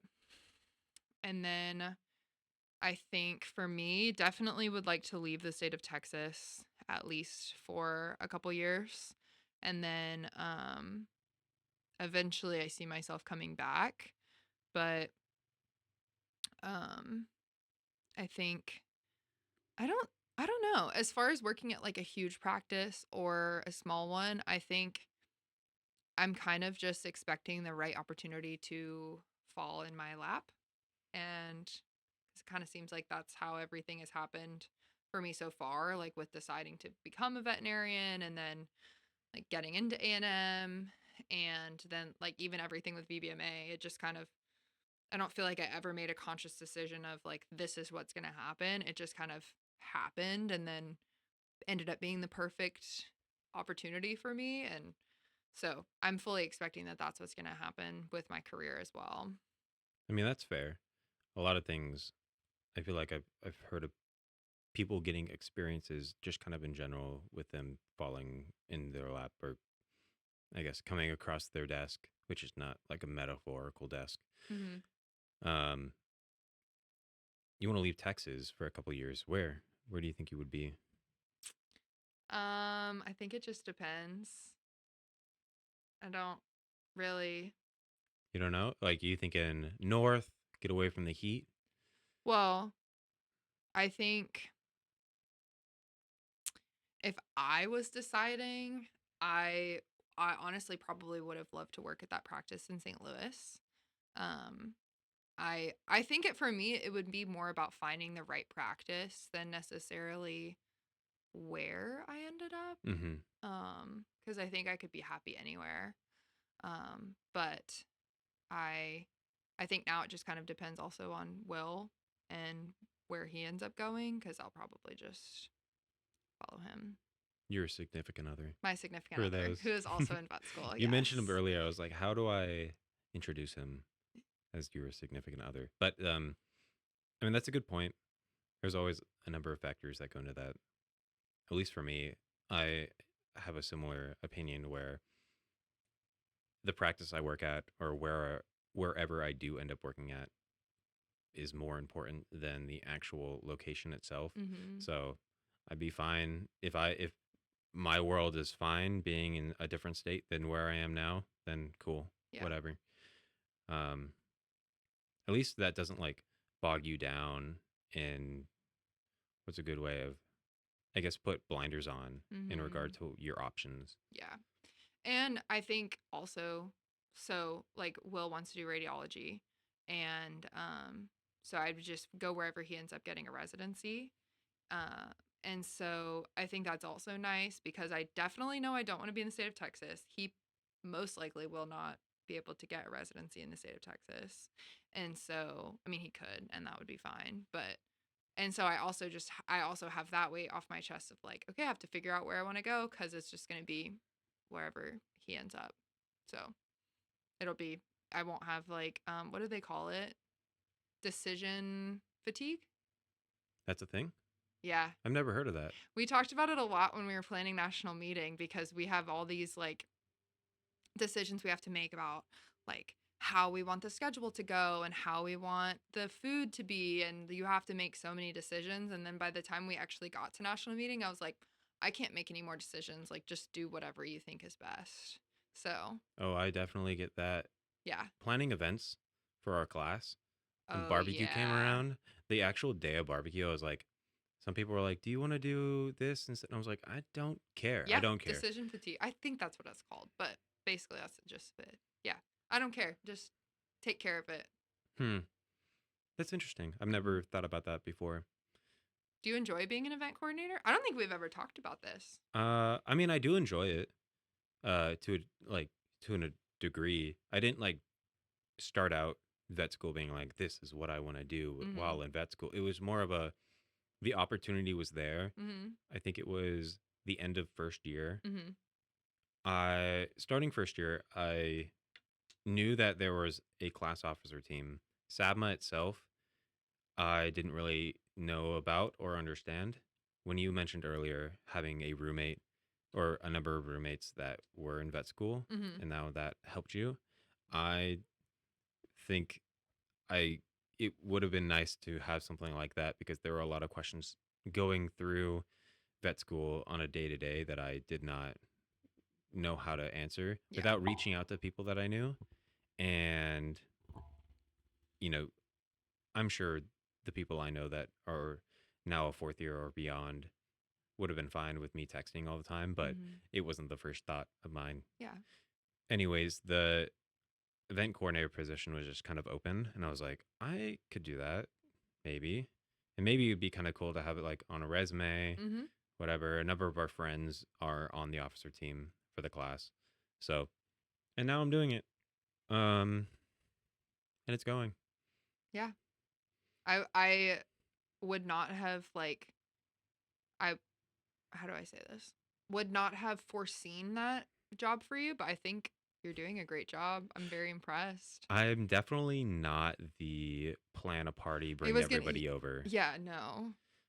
So, which But you're I, always there. That is something I appreciate about you is like when your friends are having stuff, you're like, I'm gonna be there. well, I'm gonna yeah, support. yeah, I do that with other quote unquote events within the class. Um, like our health and wellness team would put on a bunch of stuff, and there was a 5K. I'm not the biggest runner of the world, but as soon as they said it was a 5K, um, and a number of our friends are runners, I'm like, I'm gonna beat y'all, like trying to bring out Yeah. the competitive side of them. I was like, okay, I'm gonna do this, um, to like support their thing. Mhm. And then I guess another example of that was they put on a trivia night. I'm horrible at trivia, Mhm. and we all went, and I thought, I was like, I really don't want to go. I have other things to I want to do. And then I was like, I would I if not a lot of people showed up to something that I planned, I would probably pre oh my gosh, feel pretty bummed about it. Yeah. So um Well, and I feel like you joined VBMA, not for me, but like partially. yeah, I mean, you brought it up. You're like, I'm the national president of this organization. I was like, oh, Yeah, and okay, you said, maybe "Yeah, how that's did kind that of important. happen?" Yeah, that bother you? No, but the reaction from our classmates sitting around, I was like, "Oh, I didn't think anything of it." They were like, "Tyler." Oh, there have been a number of things that I think I've told you that people have been like, huh? Yeah. I didn't think anything of it. I was like, "Oh, I don't know. I applied." It is kind of crazy. I would have probably had the same reaction to somebody else because That's a big role. There's a number of things that, like, even throughout school now that people will be like, "Oh, I won this award," or I got this scholarship, or I got this position in this big thing. I'm like, I didn't even know that existed. Yeah. So it's kind of like a shock, like, oh, that It's was an not option. Yeah, exactly. It's not like a how did you accomplish this? It's like a Yeah. how? How did you accomplish this? I see it in other people whenever you say, or when anybody ever says, like, oh, I've done this or I've gotten that. Mhm. And they're like, oh, that's so, like, it's like a, oh, this changes things, but not really. Like, I didn't anticipate this, and then eventually that goes away, and they're like, "Oh, that's pretty cool. Like, good Yeah. for you." Yeah. Um, I always have that feeling whenever anybody says I play an instrument. I'm like, "Huh," and I think about it. I'm like, "Okay, that's cool." Yeah. So, Or like speak a different language. oh yeah, yeah. I We wish could I could do we that. could talk about that. Yeah, you speak Spanish. Mhm. I don't. I want to say it shocked me at first, but a lot of people in Texas speak Spanish, Mhm. so it's not really that Mhm. shocking. Mm-mm. I You just did. don't talk with any kind of accent at all. I come from Dallas. There are people who speak Spanish there, Mhm. but there's it's not like San Antonio or Houston where there's a big population of people who only speak Spanish. Yeah. So, um, no, people who have zero access to that culture or world, I'm like, oh, and you, why, like, what got you into that kind of thing? So, is that a big thing here? So I did a dual language program from kindergarten through 12th grade, and then I minored in it in Spanish. Um, and I think I'm sorry, I minored in it in undergrad. I minored in Spanish in undergrad. um, I think I get really excited when there are clients that come in that are Spanish speaking only. That is like a super big passion of mine and a big reason why I want to end up in Texas eventually because I feel I love speaking Spanish. One of our friends, Ali, also speaks Spanish, and so we're gonna take the Spanish elective That's cool. next semester. And I just love Spanish as a language. I really enjoy being able to speak to people in their native language. I think I feel like it's always kind of a shock when I just like start speaking Spanish Yeah, I've never heard you speak and Spanish. then they get never. No. You'll have to me and Ali talk in Spanish sometimes. Well, Interesting. um and they get really excited when like I speak Spanish and can have a conversation with them. And so it is like super fun. My sister also speaks Spanish and as well as my two best friends because we all did the same program. And so yeah, I love it. That's really cool. Mhm. I knew one of the first vets I worked at for spoke Spanish, and that's what she would do is a client comes in who only speaks Spanish and is like, that's her client because no Mhm. one else can do that. Yes. No, they would say like so I worked in the afternoon, so like Carol would answer the phone. They'd be Spanish speaking, and then I don't know how she would do it, but she would somehow tell them to call back when I was there. So they'd be like call back at 2 p.m. or whatever time. I don't know if they'd like look it up on a translator or something, but so then they would call back or maybe they would like take down their phone number. I don't know. But I would then speak with them when I came into the office and Hmm. then we'd have them come in when I was there. So, I mean, that's cool. yeah, it is. I love it. The the idea of speaking another language, at least in my world, is very far away. I struggle enough with English, and Sometimes I think that that's why I have, because we were also talking about sometimes I struggle with recalling words. And I think sometimes that is why I have a little bit of an issue with that because not that my brain thinks in Spanish by any means, but occasionally I will be searching for a word that I know it in Spanish, but I like can't find it in English. hmm, I can imagine that when you get into Spanish speaking mode, Mhm. that it has to be somewhat instinctual to say the words. Mhm. Because, I mean, to a degree, I don't know how many words that you say normally, that the average person says normally in their native tongue, that they don't have to think, all right, now I'm saying the word a and then Mhm. the word the. Yeah. So there's an instinct there, and you have to kind of flip that on. So it's interesting that you bring that up because I feel like that's an aspect of it that a lot of people don't think of. And it wasn't until I was in college, I had a fabulous professor during COVID actually that really like brought us out of our shell and expected us to be able to speak in Spanish. We weren't like babied. And anyway, taking that class was the first time that I ever thought in Spanish. I used to do that. Like I would think the words in English and then very quickly translate them to Spanish because it was like second nature.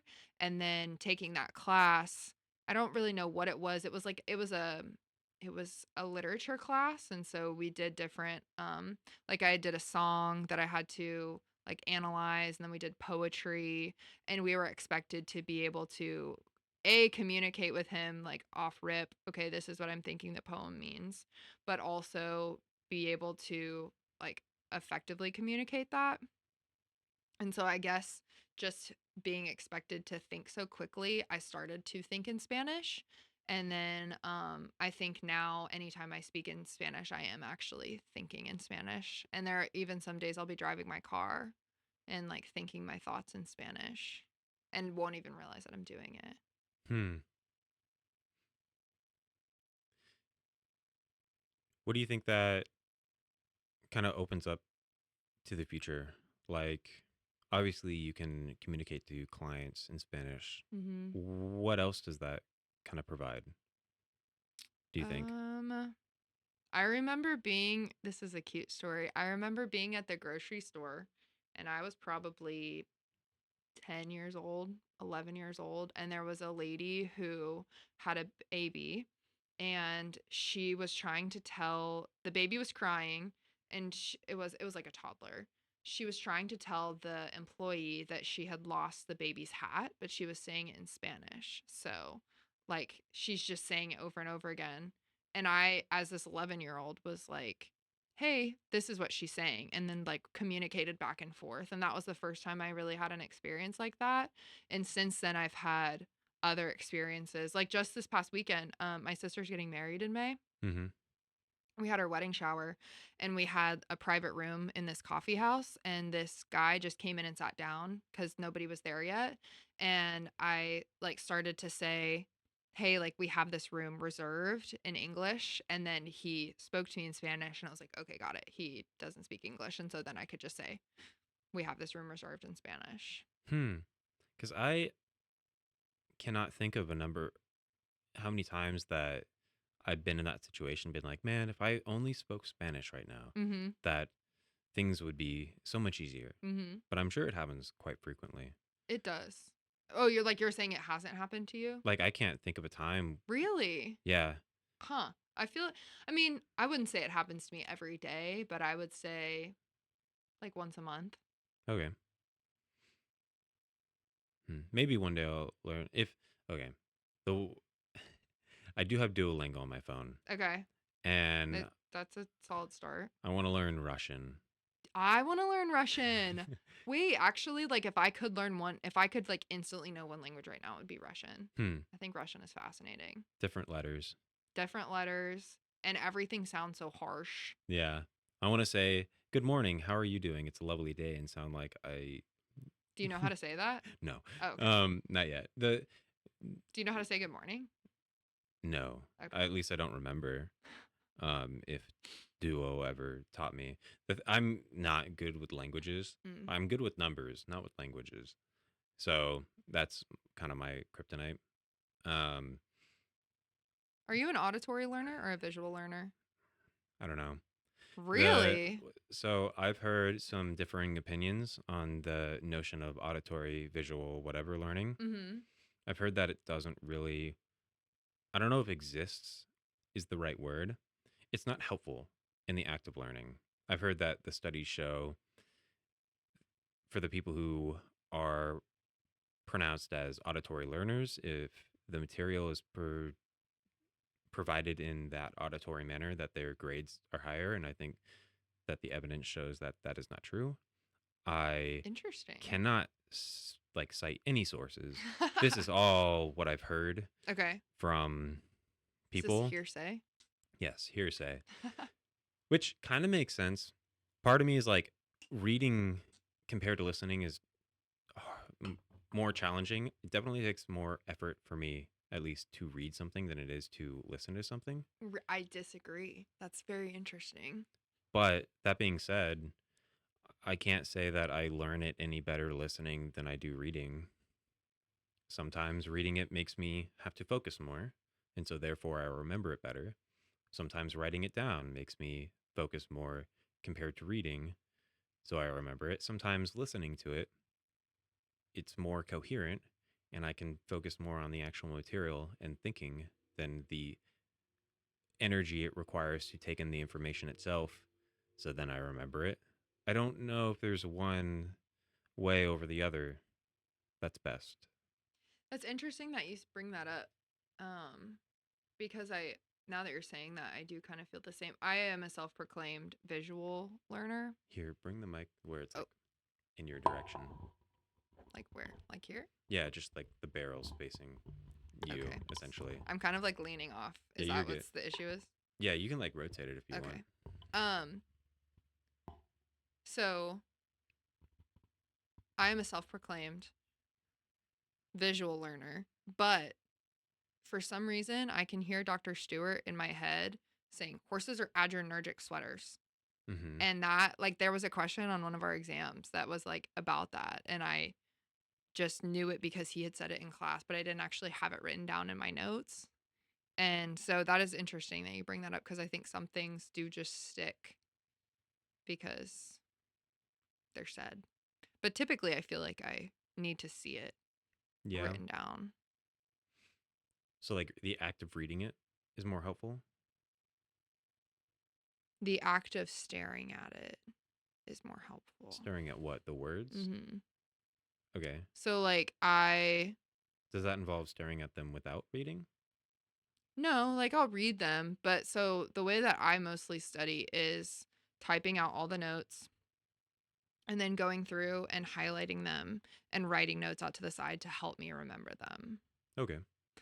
And I can usually when I go to take the exam can see the color that the answer is written in, and I can tell you exactly where it's written on the paper. But Hmm. then sometimes it's frustrating because I can tell you where it's written on the paper and the color that it's in, and I can't tell you what the word is.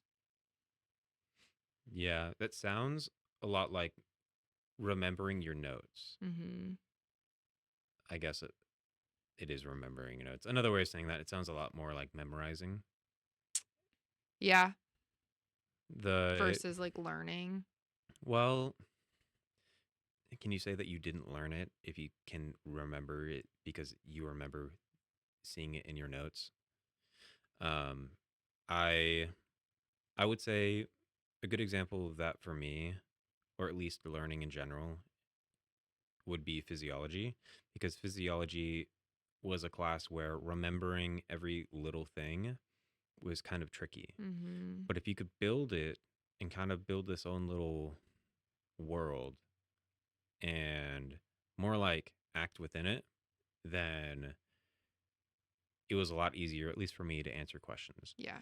So I think a good example of that was I, it was never, let's say cardio, for example, change one factor within um, the actual circulation of blood. Mhm. Um, and it's like, okay, what would this do to the Cardiac output.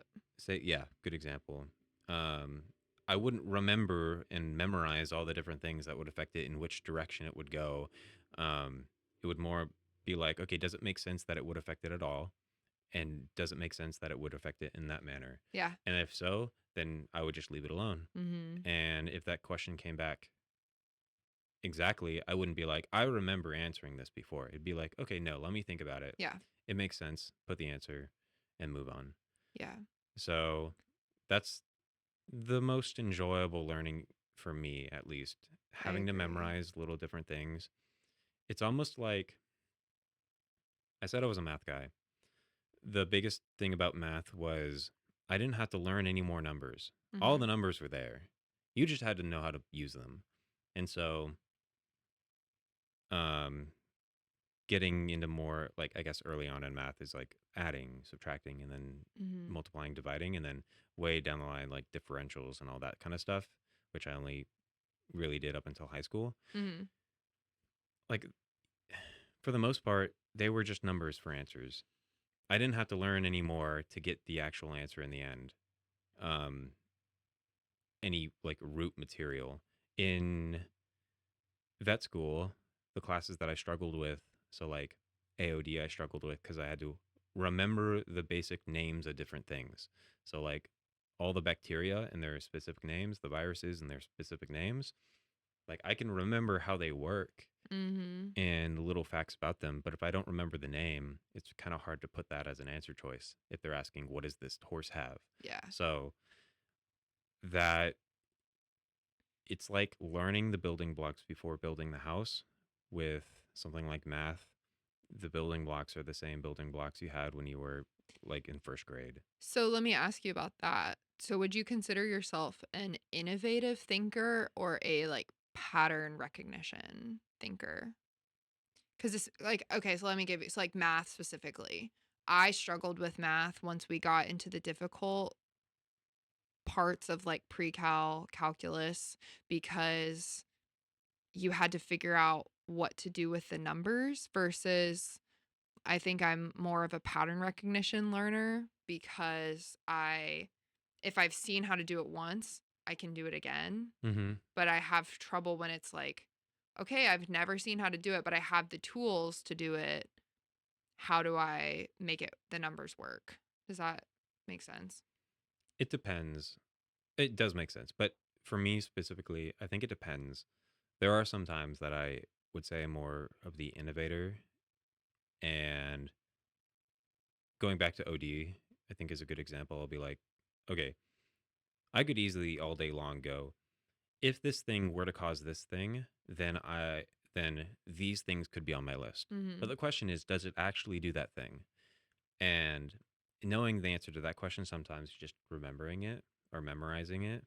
Mhm. Um, but the innovator part of me is like, it could potentially be this thing, and then it leads to this different trail. Mhm. And so those different possibilities pop up in my head. Sometimes it leads me down the wrong trail. I'll be like, it could be this entirely different thing. And then it'll be like, well, no, because Yeah. that's impossible. Yeah. Um, but with the example that you brought up with math, the more difficult stuff, I remember specifically in calculus AB high school, Mhm.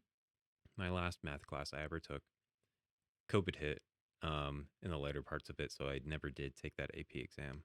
Oh, really? I started it. Admittedly, I opened it up online because it was online Uh-huh. in person. I completely forgot about it until the day of, and I was like, "Oh yeah, that was today." Oh. I opened it up, looked at the first question. I was like, "Oh wait, I haven't been studying this since." I guess for context, we had a block schedule where half the classes were in the first semester, half the classes were in the second semester, much like What? Like colleges. college. Okay. I had it in the first semester. The AP exam was at the end of the second semester.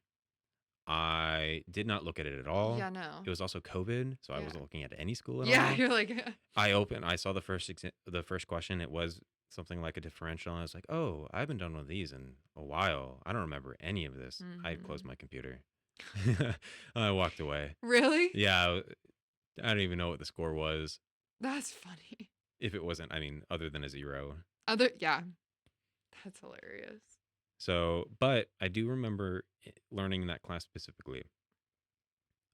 We were going over a question, a math problem, and I recognized that it was a question, it was a math problem that he worked on before. And I was like, oh, I just have to remember how to do it.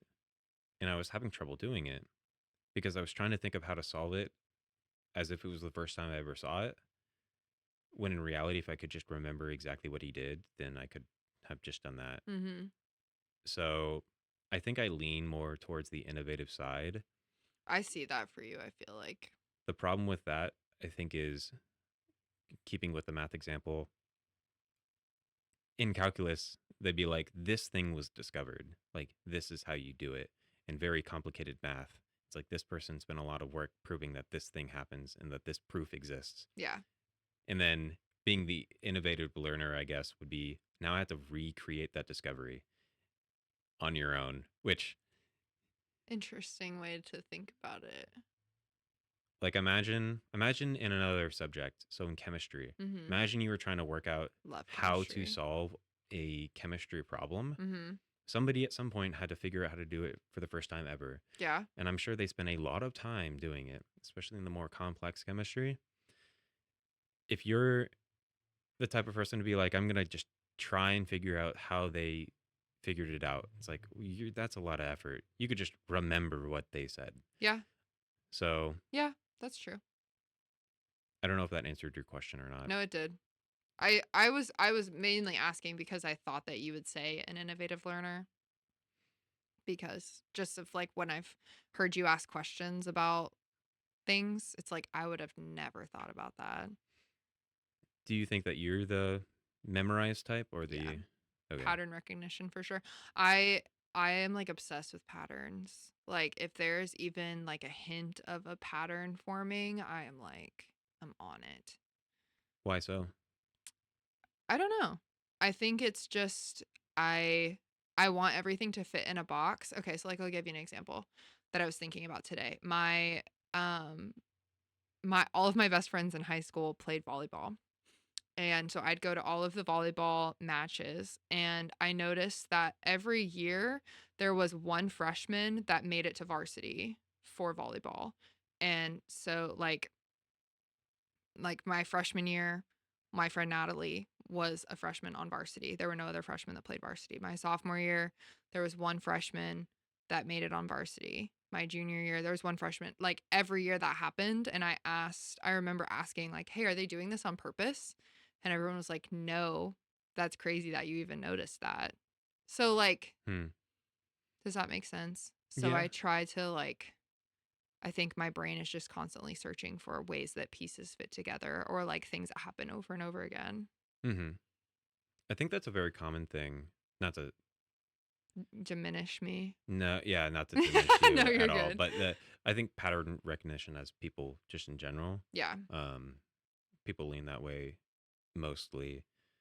The Or like, have you seen the thing about how reading, like, did you actually learn how to read or are you just, do you have a lot of words memorized? How to pronounce I've them? not heard about this. Oh, What's really? the question? Basically, just that. Like, did you actually learn how to read or did you just memorize how to say all of these words? What's the difference? Like, I think phonics, and you know how people, when they see a word that they've never seen before, like trip over it, even though it follows the rules of the English language? Like reading it? Yeah. Mm-hmm. So, like, if you showed someone the word onomatopoeia for the first time, they would be like, onom, you know? Trying to sound it out for the first time. Yeah. So, like, did you actually learn how to read? Because also, what class? Maybe, oh, DI, diagnostic imaging. Mm-hmm. So, you know how they talked about when you learn how to read an x ray, you're like looking for all these things. And then at a certain point, it becomes like, this is just not normal, right? Didn't we talk about that? Yeah, you look at enough things that are normal, the abnormal thing will kind of stick out. Is that what Yeah. you're talking about? Uh huh. So, like, when you're reading, if you're not actually reading all of the words on this on the screen, like you just like see, okay, so like the word Stanley, like you've seen the word Stanley before. So you're not actually reading it. You're just like, oh, I've seen that before. That's Stanley. Does Hmm. that make sense? And it's like the same reason why if things are like slightly misspelled, your brain doesn't pick up on it sometimes. Or like if there's two thes, sometimes your brain just skips over the second one. Yeah. I see on one hand, I would say I did learn how to read in comparison to just remembering a bunch of words. Mm-hmm. On the other hand, with that last example, I can read things that are misspelled and be like, this is what they're intending. Yeah. You know that there have been like pictures of sentences that everything is like the words are jumbled, but you can read it You can read anyways. it. Yeah. As long as the first letter and the last letter are the same. The I don't know. I don't know.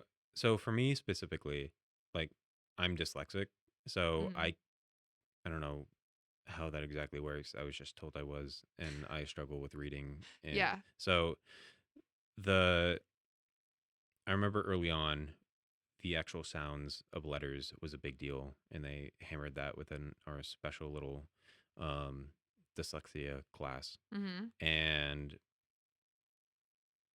I, even when spelling, I would always spell things the way they sounded, and it Mhm. was very wrong. So, like for example, the the first time a teacher ever was, I guess, quote unquote, testing me for dyslexia itself. I remember the first question being spell of, and granted, I was in like the second grade, so give me some slack. I said it was spelled UV, and Oh, because but that's how logically, it it's sounds, and exactly how that's it when sounds. you're learning, that's what they tell you, sound it out. Yeah.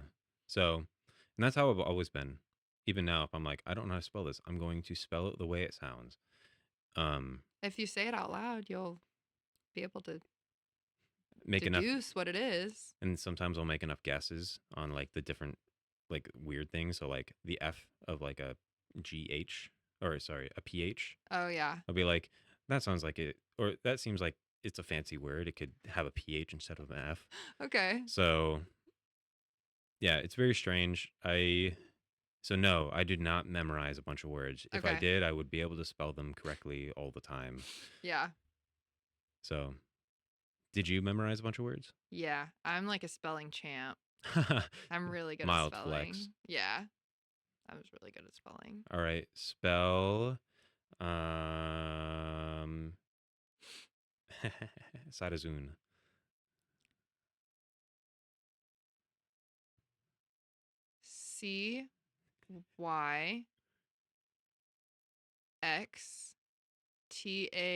CYXTAUZOON. Sure there was an X there. Sorry people, we're going to verify this for I'm not 100% sure. There's an X somewhere, and I was debating. there is an X. Do you want me to spell it again? Yeah, you want to give it another shot? Is it okay? It was wrong. Okay. CYTAUZOON.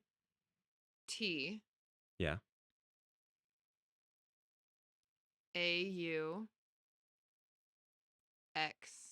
Mhm. No, ZOAN. No, a Zoon. Uh-uh. Sadazun. Sadazun Felis. I this is verified in real time. From Google? Yeah, from Google. Interesting. Um that was probably the weirdest word I That could was have an thought of. interest. That was a good word. Well, we were I knew there was an X in there somewhere. I remember that word being weird for people who have no idea what that word is. It's a parasite for cats. Yeah. Anyways, the I remember we were looking at that name in class, and Trevor, Will, Carson, and I were looking at it, and Trevor goes, "I think that's Cajun," because it has an X where Okay. there should not be an That's X. And I was funny. like, I don't know anything about that, so I'll believe you. That's funny. And Will was like, "Yeah, I think it is too." Of course. I'm trying to think of a word for you to spell. No, please don't. I'll refuse. You know what's so great is I have editing power of this entire thing. Okay, well, you can attempt it and then you can edit it out. Okay, Hors d'oeuvres. welcome back. I'm not even gonna try. Here's the thing. I don't think I've ever spelled that word on paper. Okay, let me think. What about like definitely? I struggle with definitely. DEF. Is there another F in there? No. Okay, No. we'll leave it definitely. Yeah, no. IN Uh-huh. ITLY ELY. But that ELY. was close. This is crazy. We are two professional students. We're having a spelling bee. Yeah, that'll be edited out. Spell iridocyclitis. No. No, We actually learned what I that was. iridocyclitis? Uh-huh. We did? Yeah, When? in pathology. Oh, It's no. like inflammation of the Oh, iris we did and learn about that. Yeah. yeah. I think I blocked that out. Mm, Um, fair, honestly. there's a lot of things I've been like, "Oh my goodness." Path was difficult. Path is hard. Yeah. They make it manageable, Yeah, they do. luckily. But I mean, it's kind of everything. They're like, "All right," except like after the patient has passed away, now like you got to backtrack it. Mhm. So, I don't know. Yeah. No more words, no more spelling. Okay. All right. Let's get back on track. My family used to do that on road trips. They'd be like, "Spell that." And Really? I'm like, No, "No." please. Yeah. What do you do outside of at school? I like to read. I haven't read in a while just because school has been and VBMA has been very busy. Eventually, once VBMA is done, I will get back into reading, but right now that takes up most of my like free time.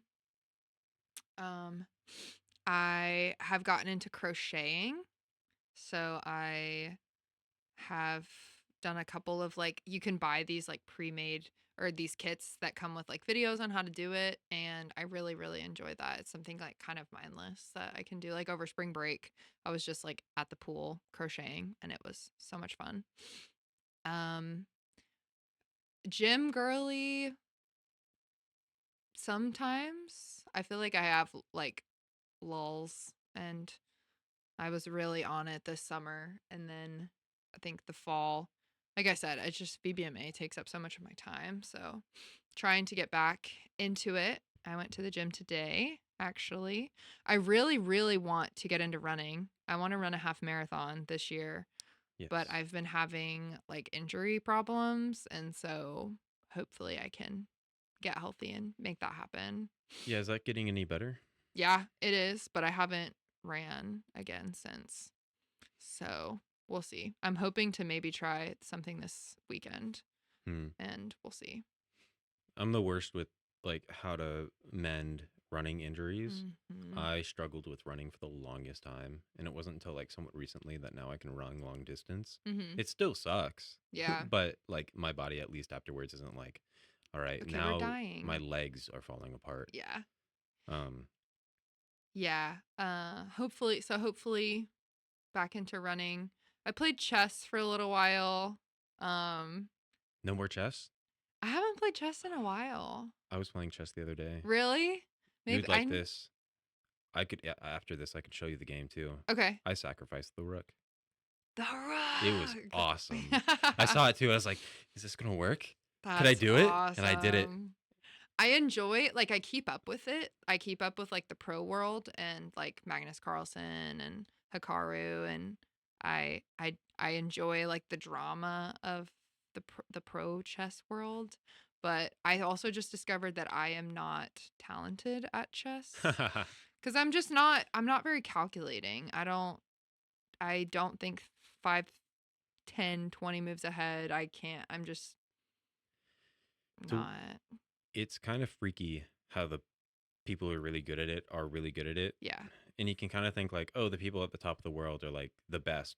Obviously, they're also adults, so it's a little bit more manageable when like a third grader Yeah. is just amazing and you're like, Mhm. how? Yeah. Like this doesn't logically doesn't make sense because they're a lot younger, less time to like be able to learn how to learn in general, and they're Mhm. already this amazing at it. Now, granted, there's prodigies and everything, but it seems like very consistently in chess that there are very Yeah. young people that are just like good. I would be very interested to see research on this because I feel like children, it's like also something I think about with technology. Like younger kids are like a lot better with technology than like if it's what you grow up with, then you are naturally better at it. And so I wonder if kids are just generally more innovative than adults, like have a Mm. bigger imagination, more ability to figure things out. I don't know if you have any thoughts on that. I wonder if it's like, imagine the analogy of everything that you know is kind of like a world, and learning new things is like putting new things in that world. Young kids don't have hardly anything in that world. So something comes along, it's very easy to put it in there. Yeah, okay. And if you spend enough time and you're gifted enough, then you can fill that world with just chess. And so what seems very obvious to you is like, how did you think that 5 moves ahead? It's like, well, the first 4 were obvious. Yeah, I just had to think about the last one. that's that's a good way to put it. That's interesting. I wish. I wish. I think like the creativity of young people um also has a factor in it. So Mhm. being set in your ways as you get older. Yeah. But no, I heard I think it was Hikaru at one point. He said it's like, yeah, people are really good at, or maybe it was Magnus Carlton. I can't remember. Mhm. He's like people are really good at chess, are smart when it comes to chess. Doesn't mean they're a genius in every other Yeah. aspect of the world. Yeah. It's like they're good at this one thing. It's like Mhm. that might not carry over very well into anything else. Yeah.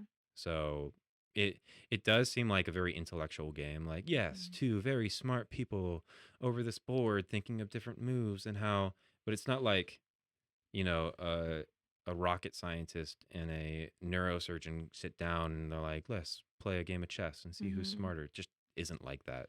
It's also interesting, like a lot of it is memorization versus innovation. So, like Magnus Carlsen, for example, is very famous for being a very innovative chess player, and he is very good at playing like non-traditional routes versus like Gukesh, who was the world champion in 2024, 25.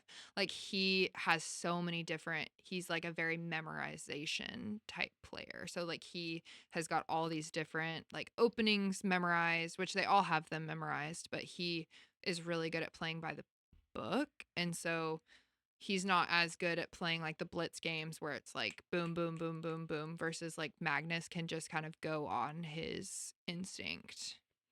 Hmm. That's interesting. Hmm. Because I would think that the person who has it memorized could be like, I can think of the first 10 moves of this person doing this opening compared to my opening. Well, so I think it's more of an intuition thing versus a memorization thing. So like when Gukesh is playing, he's playing the games that are like taking hours and hours and he's sitting there and thinking about moves for 45 minutes because he's got to Hmm. go down, okay, if I move this pawn, what are the next 20 moves going to be versus if I move this bishop, now what are those next 20 moves are going to be? If does that make sense? Yeah. Versus like when you're playing a blitz game where you only have 5 minutes, you don't have time to think about what are the next 20 moves. It's got to be like your gut. Hmm. I mean, that makes sense. And Yeah. Magnus is good at both, but he's also I think this is really fascinating, like the age of chess players. So he's starting to get to an age where, and like he's admitted it himself, like he's no longer at the top of his game.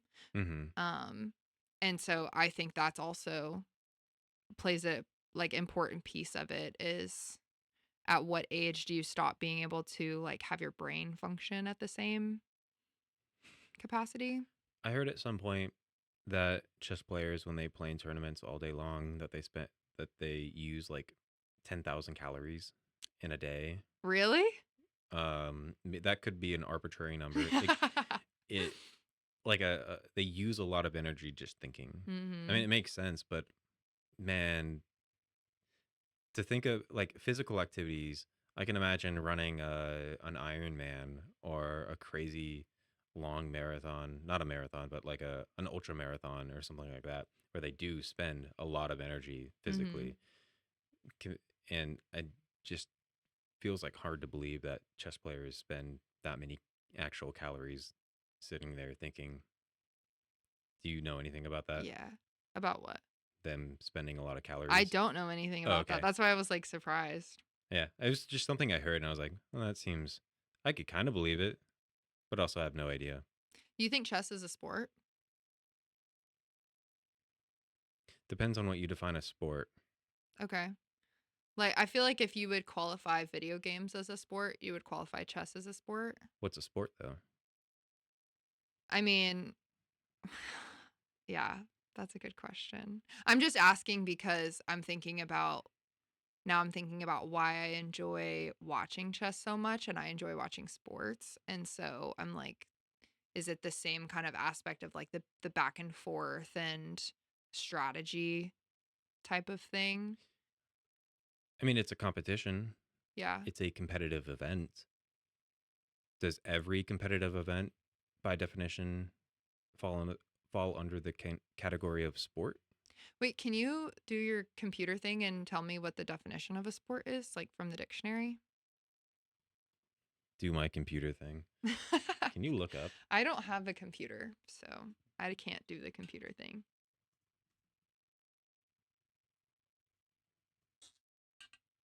We're having real philosophical conversations now. Yeah, I'm also like a one man show. I wish I had somebody to look it up for me.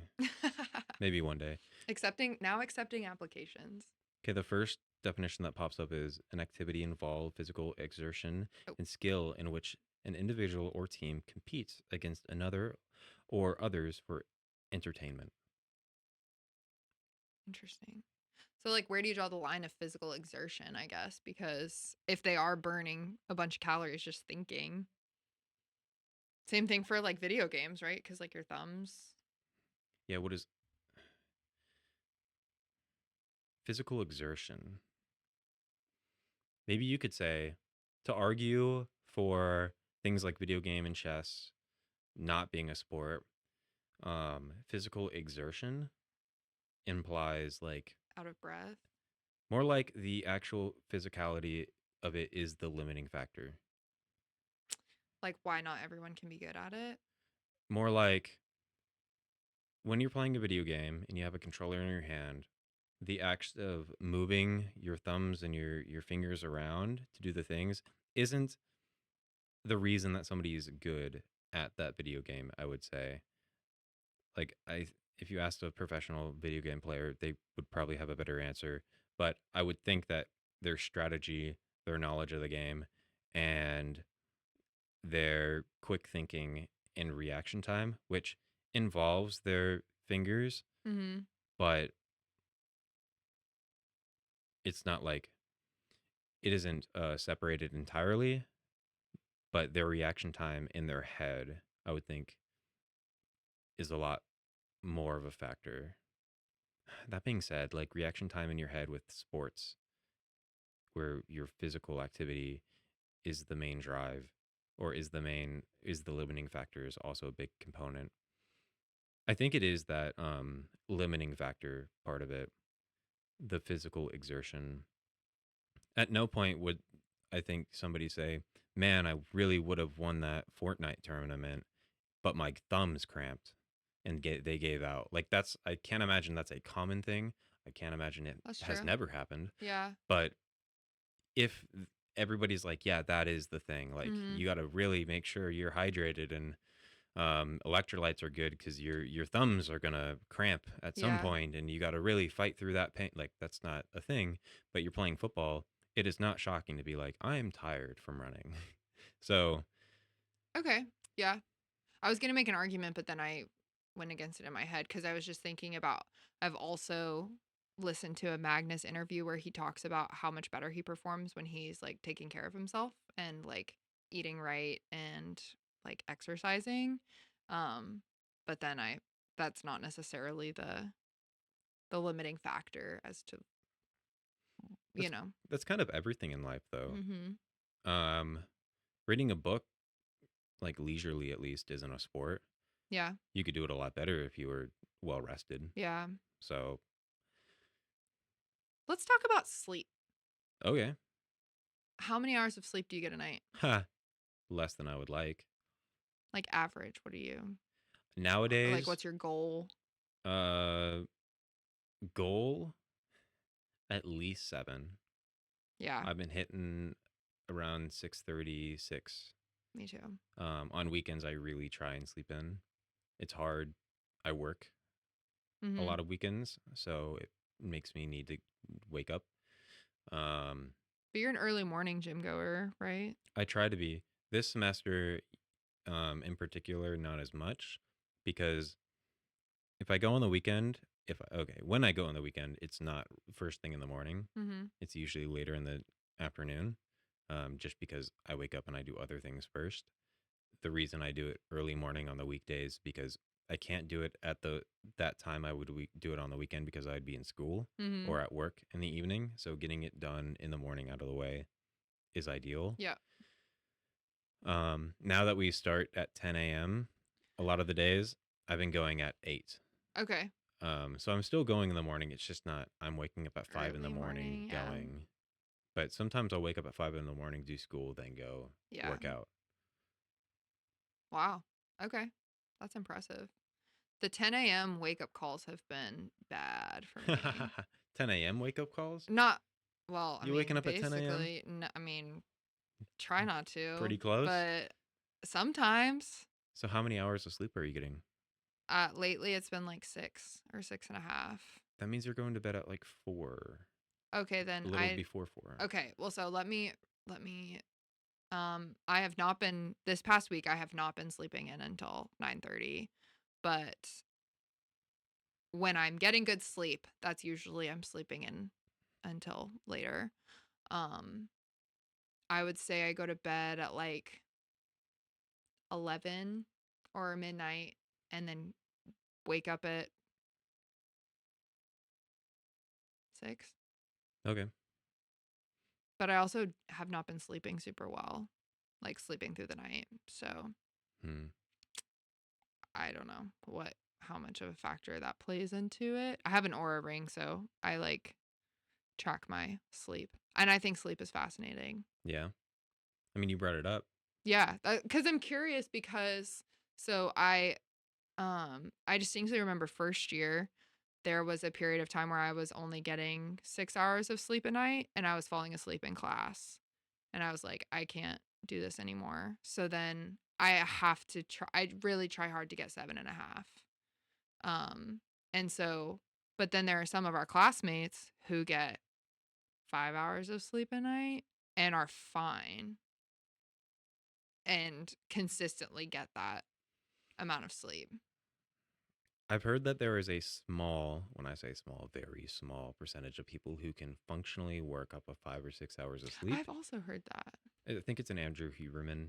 Mm-hmm. There are studies that show that some people genetically are predisposed to being able to function well on Mm-hmm. that amount of sleep. And for the vast majority, it is closer to 8 hours. And then there are differences whether or not you're going through puberty. I think during puberty, kids sleep a lot more Mm-hmm. or should sleep a lot more. Um, and then as you age, that number of hours per night that you sleep decreases, but not too terribly much compared to like being an adult and going into being geriatric. Mm-hmm. The I kind of went down the rabbit hole of sleep in undergrad because Okay. I had this like self-help uh kind of put my life together thing in undergrad because I was like, well, I'm away from home. All these factors are now under my control. Mm-hmm. You know, I'm, I will have to go to bed at some point. That means I have to decide when I need to go to bed. Therefore, I need to think about why I would need to go to bed at a certain time. Might seem a little odd. So I was like, okay. That's a lot of thinking. I mean, it's just one decision. Yeah, I guess. The and so I Andrew Huberman's like podcast I listened to a number of times just to have like different tips on how to sleep. So Mm-hmm. like not having a bunch of bright light Mm-hmm. within the hour before you're going to bed. Do you employ that one? No. Yeah, no, I don't either. Well, the problem is nowadays is I have to do a lot of work on my computer, and at 9 o'clock I have it set up where it gets real red, and so it's not Okay. as blue Y- heavy. Yeah. Is that perfect? Probably not. I still have lights on. Yeah. Um, I do have it a little darker in here when I'm working late at night, and but that means when I leave the room though, to go to bed, like I will have to turn on lights to do that, and Yeah. then so in like an ideal perfect world, one, I would be getting ready for bed like an hour before I actually fall asleep. And within that hour, I would have a bunch of red light instead of a bunch of white light or blue light. And then throughout that time, I would take my little sleep vitamins to early enough to where they would be effective at the moment I would be trying to go to sleep. And then within that hour, I would be getting ready for bed. That means I wouldn't be looking at my phone or doing any schoolwork and not thinking about things to being anxious. Mhm. That's just not realistic. Yeah. So I kind of, in that deep dive, I was like, okay, this is all cool. These are the actual things that I think I can manage doing. And it's one or two things of a very long list. So, like, I take magnesium Okay. and ashwagandha before going to bed. Interesting. Okay. Do I you feel told, like they make you really sleepy? at first, I was like, yeah, this is like, I can feel myself getting tired. I don't know how much placebo that is. Mhm. Essentially, what it is, at least from my understanding of the science, is it helps you decrease your cortisol level before going to bed. Mhm. So it's not like you're getting more tired. It is you getting essentially less anxious, Interesting. Okay. but it's not like an anti-anxiety med where it's like super effective. It is very Mhm. much a natural process in your body, and you're just giving yourself enough. I think with magnesium, you're giving yourself enough uh, of that vitamin to go through that process. Mhm. And then the ashwagandha, I think that's just a side effect of taking that certain, what is it, an herb? Probably. I think that's a Sounds plant and it's right. an herb. Yeah. I might have that completely wrong, but um, no, that's just what I've done. I know there's a bunch of like vitamins and things that you can take for sleep. That's just it's cheap and it's available. Yeah. So, Yeah. I tried melatonin. I do melatonin when I like really need to fall asleep. But my mom was telling me, which again, I have not fact checked this, so it could be wrong. And my mom loves to find things on TikTok. But she was telling me that like people who take melatonin now are like having serious health issues if they take it regularly, which is crazy because it's supposed to be like a natural compound. we can talk about the title of natural. Like Um, naturally occurring in the body is my what I meant. okay. The I've heard things about melatonin. I don't remember the details entirely. I just remember learning about it and going, I'm not going to take that. I took it in high school a little bit. Hmm. I got to the point where I was taking it every night. Yeah, that's. I heard that it can somewhat mess with your endocrine system. Exactly how, I could not tell you right now. Hmm. Um, so there are risks, I think, associated with that. And I think you also get adapted to it. So your dosage has to increase over time to get the same effect. Yeah. So I I stopped taking that in high school. Hmm. Within high school, I stopped taking that and just dealt with being tired and struggling to fall asleep. The Yeah, I don't even have any right now to like even tempt me to take it. The fact that you said it was like a natural compound. I have so much beef with that title. I knew when I said it, I was like, oh, he's gonna have a problem with I this. I'm not a dietitian. We learn things about animals and like nutrition and stuff. I was an animal science major. There Hmm. are like labelings of certain animal products and things like, oh, all natural, especially with like agriculture itself. This Hmm. thing is all natural and therefore it is inherently good for you. Um no. That's just not it just Oh doesn't my work gosh, sorry. like that. It's funny, I'll have like friends say it's like this thing's all natural. I'm like, Do you know what that means? well, it on its face like uh tree bark's all natural. I wouldn't eat it. Sorry, that's what I was asking. It was a rhetorical Oh no, question. yeah. Like I wasn't. Oh no, no, no. I was just giving an example Okay. like people were like this thing's all natural and it's like therefore it is inherently good and it's like it doesn't mean it's bad. Yeah. It just doesn't mean very much other than the fact that it occurs Poison in hemlock nature. is natural. Yeah. Like red maple's natural. Yeah. Don't feed it to your Don't horse. feed it to your horse.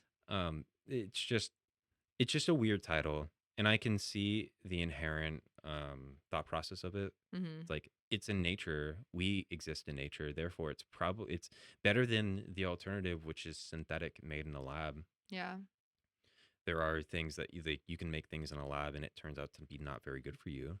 But the same thing is also true about the things that are pre-existing in the world that are quote unquote natural. Mhm. So I think it's just not a helpful label. Yeah.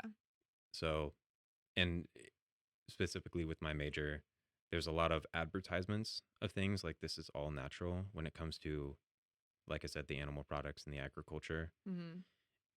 And usually that comes with a higher price for the consumer. Um, Now the all natural label is separate than the organic uh uh non-GMO label. Like those mean different things. Um the I'm talking about the all natural specifically. Mhm. It's just in my brain I don't like the um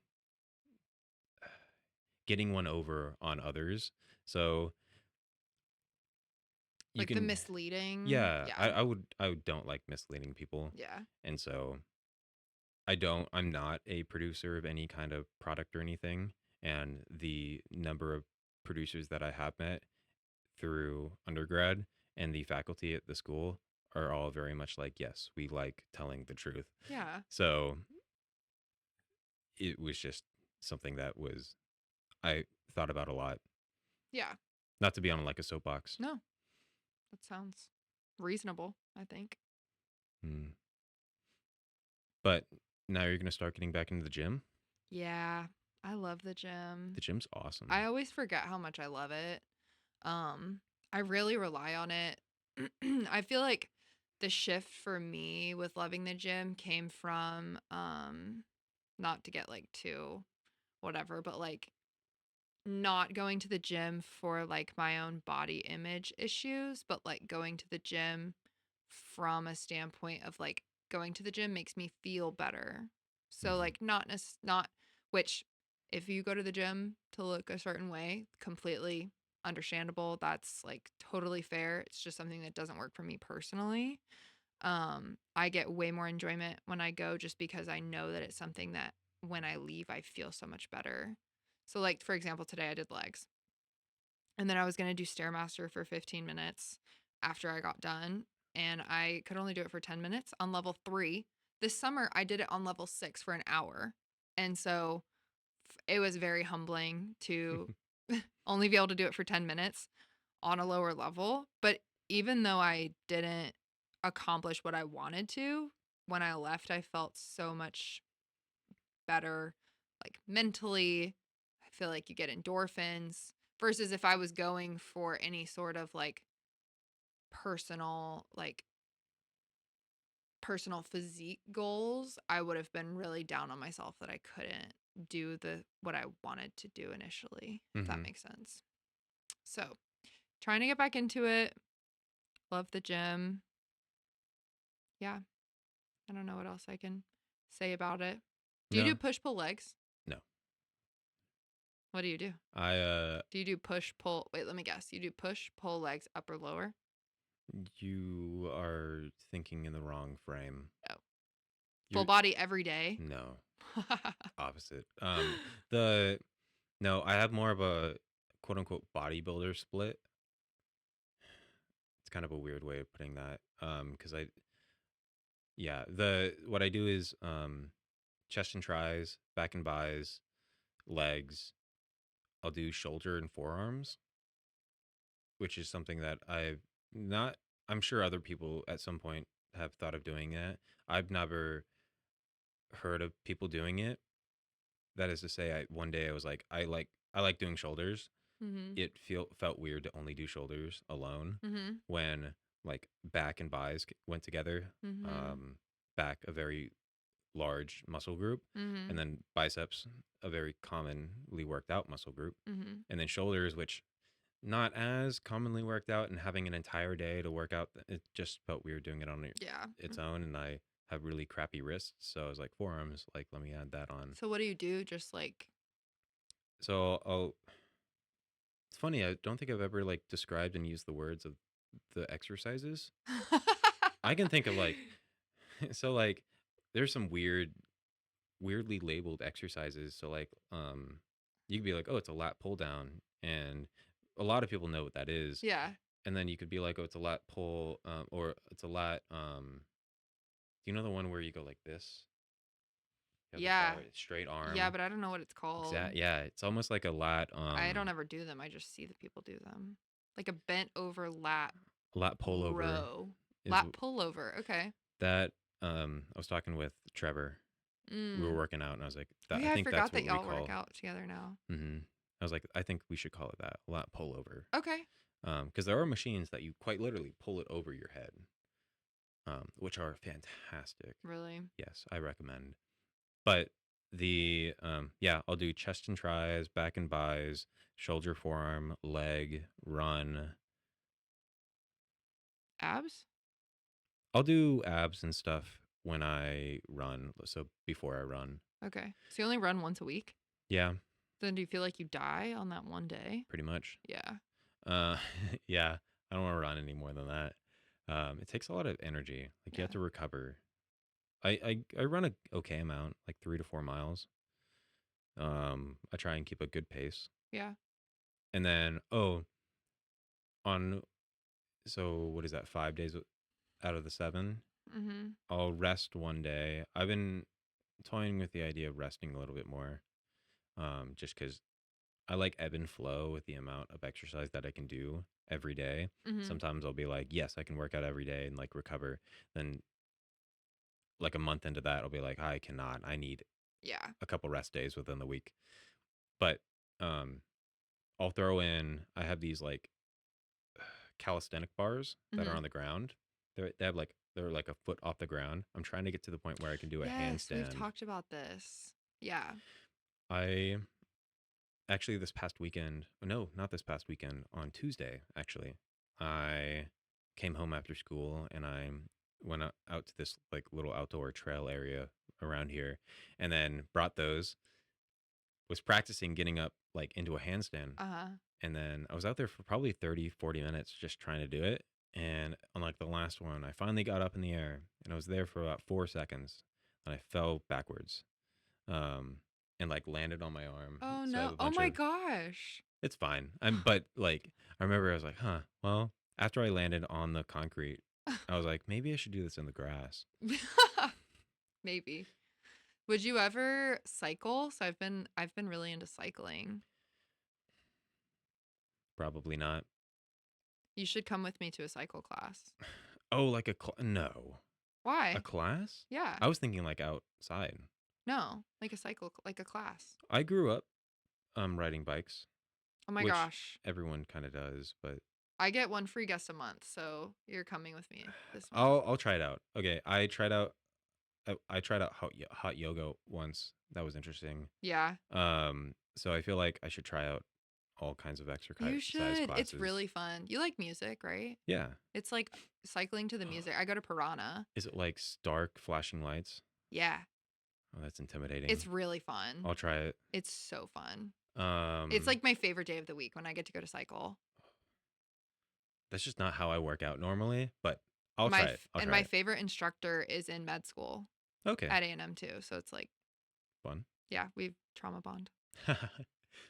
No, my dad used to bike a lot outside. Um, and so growing up, that was just what we all did. We would bike around.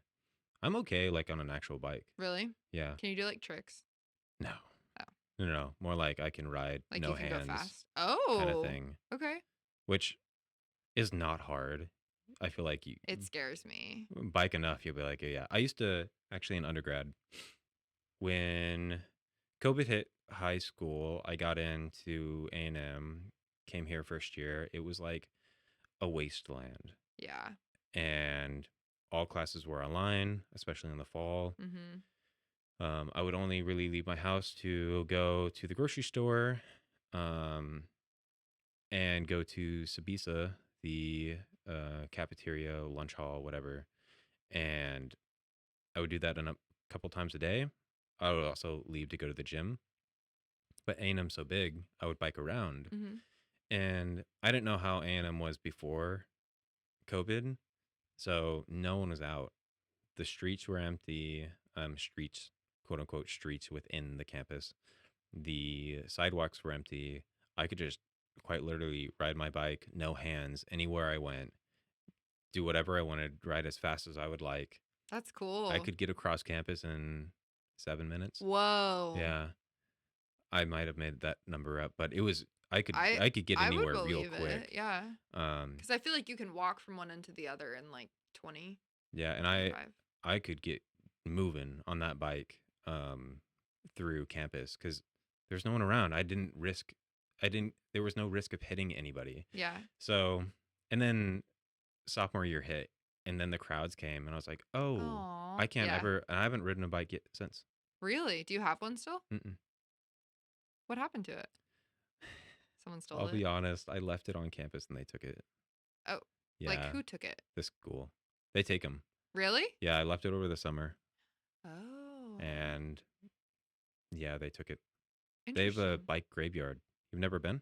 Uh-uh. Yeah, it's kind of interesting. It's just racks upon racks of bikes. And what do they do with them? They just leave them. You can buy them. Really? Yeah. Huh. They either sell them, toss them. I don't know. I think you can buy them. I think you can go look and find yours, maybe. Hmm. But yeah, I was irresponsible and lost it. I was never going to use it again. Yeah. A&M is so crowded that Yeah. I On main campus. Yeah. whenever I saw people biking around and biking through crowds, I actively Stresses me disliked out. that. Yeah. It, Stresses me out. same with the scooter. Yeah. So, Or an electric longboard. yeah, those people. God, those people. For reference, Will has an electric longboard. That was one of the key characteristics of me recognizing him in undergrad. Really? Yeah, he was in our meets class.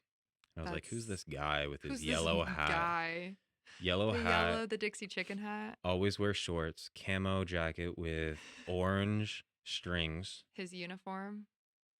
and then his little electric skateboard. Yeah. I told him he's not allowed to ride it around me because I'm scared it'll give me the ick.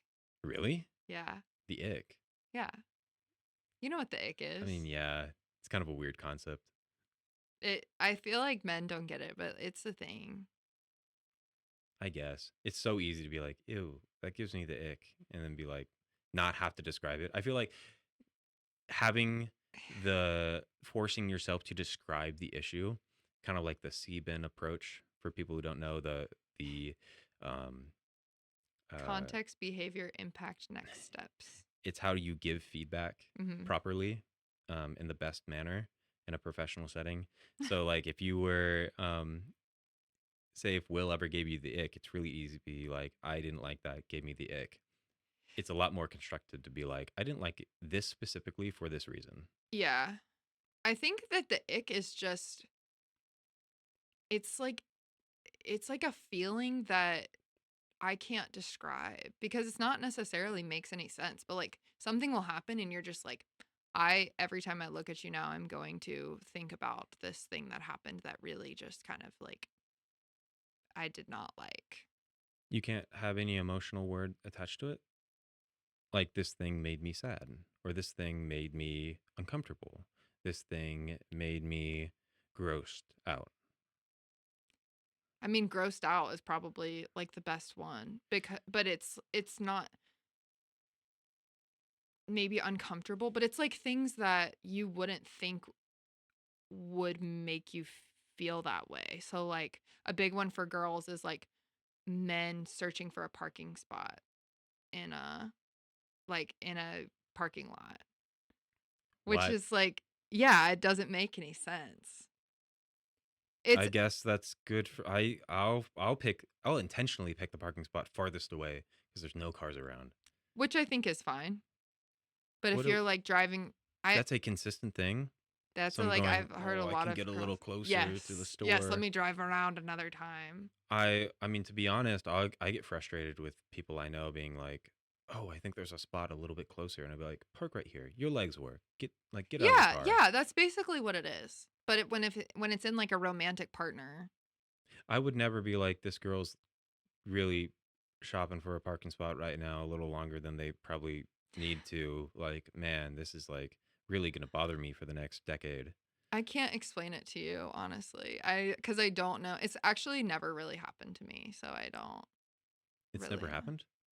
Not to me. I can see how it could happen. Like, for some girls, it happens to the extent where they are like, "I cannot be with you romantically at all anymore." Do you think that's an excuse, or is that like a genuine, or not an excuse? That's a bad way of putting it. Do you think it's a misunderstanding of one's feelings? Because it's really easy to be like, I dislike this because it makes me feel a certain way, but you cannot describe that feeling exactly.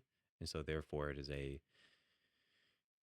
difficult thing to respond to. And so, it's a lot easier to just walk away. That might be a very deep That question. is a very deep question. Sorry. I feel like it would have to vary on on an individual basis. Hmm. Because I feel like from the context of like breaking up over an ick, I feel like a lot of times when you're breaking up with someone, your reason for breaking up with them is just like the straw that broke the camel's back or like the tip of the iceberg. It's not necessarily everything, like the biggest thing that they did wrong. It was just like the last thing that they did that you were like, I can't put up with this anymore. I can't stomach that. Yeah, that is definitely a thing that happens commonly, I think. So, hmm, maybe the whole, because it is kind of like a cultural phenomenon nowadays. Be like, this gives me the ick. Yeah, It's kind of in it the is like a trend. lexicon. Yeah. So it's this hypothetical straw appears. It gives me this feeling. I don't really need to describe it. It's icky. So, and now gives me a reason to leave. Yeah, could be. How do I we don't, get? oh, sorry. No, you're good. What were you I gonna was just say? going to say, I don't think that's like necessarily every situation, but I could see it being some Okay. How did we get on this conversation? because we were talking about some, Will. well, yeah, and him riding the longboard. I think it's cool. I can't ride a skateboard. Yeah, I can't either. I And every tried. time I try, he's like, no, you're going to fall. He won't let you? Like he would if I really wanted to, but with him having my best interest, and he's 100% right, I would fall. But, sometimes it takes falling a couple times to learn how to not fall anymore. Yeah, you're right, but I don't I also don't want to fall in front of everyone in the vet school. Is the only situation that you would ride it is with an audience? Well, I'd only ride it leaving the vet school because he rides it to get to his parking Mm, lot. yeah. I'm not just gonna be like at the house and like, hey, let's go out in the street and try riding your longboard. Why not? I guess I could Why not in the living room? Just in the wee. living. Okay, you've given me an idea. Hmm. Next date night, we'll make it happen. Hmm. Well, we've been going for a while. Do you have any Okay. closing thoughts? Mm, feel like we talked about a lot. We've talked about like all my favorite things except football. We can mention the fact that you are a football genius. Genius is a strong word. I enjoy football. From my perspective, it is if you can name players on a team, I'm like, wow, this person really knows the sport. Today, two of the guys, we were eating lunch together and we were mentioning how in Madagascar, they mentioned the New York Giants. Oh yeah. And one of them was like, I really enjoy that because I'm a fan of the New York Giants. And the other person was like, oh, really? He's like, yeah, if you were a Cowboys fan, it's like, wouldn't you be excited if they said, all hail the Cowboys or whatever? And I was Yeah. like, yeah. It's like, I like the Cowboys. And they're like, name a player. And I was like, I can't. You got the girl treatment. I feel like a lot of girls, that's always like, can you name a player? Well, that now, Sorry. gender equality now. Yeah, I I got, don't know. I'm sorry. no, it's all good. I've received that many times. That's why I say that. Yeah, but you can like counteract it. You're like, yeah, you want me to name you the Like, players of the team now or from a decade ago? that's true. I can do Or that. when it Do you first want to opened in know? 19. Do you want to know first string? You want to know third string? Yeah, I'm like, they were like, can you name a Cowboys player? And I was like, no. And they're like, can you play one? Can you name one ever? And I was like, Tony Romo. And they're like, "Hey, you got Hey, you it." know what? Yeah, Um, yeah. you did Anyways, it. you really like football. I do. We don't have to talk about it, but I Yeah, just felt like I needed to just put that in there since all of my other favorite things were fair enough. included. Throw it into the ring. Yeah. That we also, since this is the second time around, we didn't really talk about equestrian sports We hardly at didn't. all. And I'm okay with that cuz I loved being on the equestrian team and I love horses, but it's like not a part of my identity anymore. Yeah, And so talking about it, I'm just like, you know, fair. I mean, at one point in time, I was really into band and playing the trumpet. Looking back now, I'm like, I was never really that knowledgeable about it, and I can't really speak about it nowadays. yeah. So, Yeah, that's fair. hmm. Okay. Do you have anything else? Me? Nah. Okay. Do you have any closing thoughts? Mm-mm. Feel like you need like a catchphrase or something to like end your episodes and start them. No. No? No. Are you gonna get like a An what do you? intro? Yeah, Like like a an little jingle? uh-huh. No, someone would have to make it for Okay. me. Okay, we'll work on that. You can play your trumpet. Absolutely not. Absolutely not.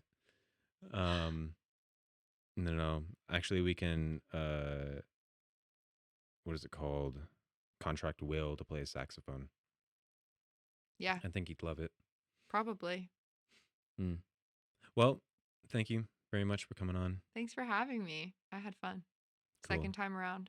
Yeah, unfortunately, for people who have no idea, we recorded this and then I lost the recording Hey, somehow. it's all good. I feel like this one was better anyway. It was pretty good. Yeah, Yeah. very fun. All right. Thanks Thanks, for listening, Tyler. y'all.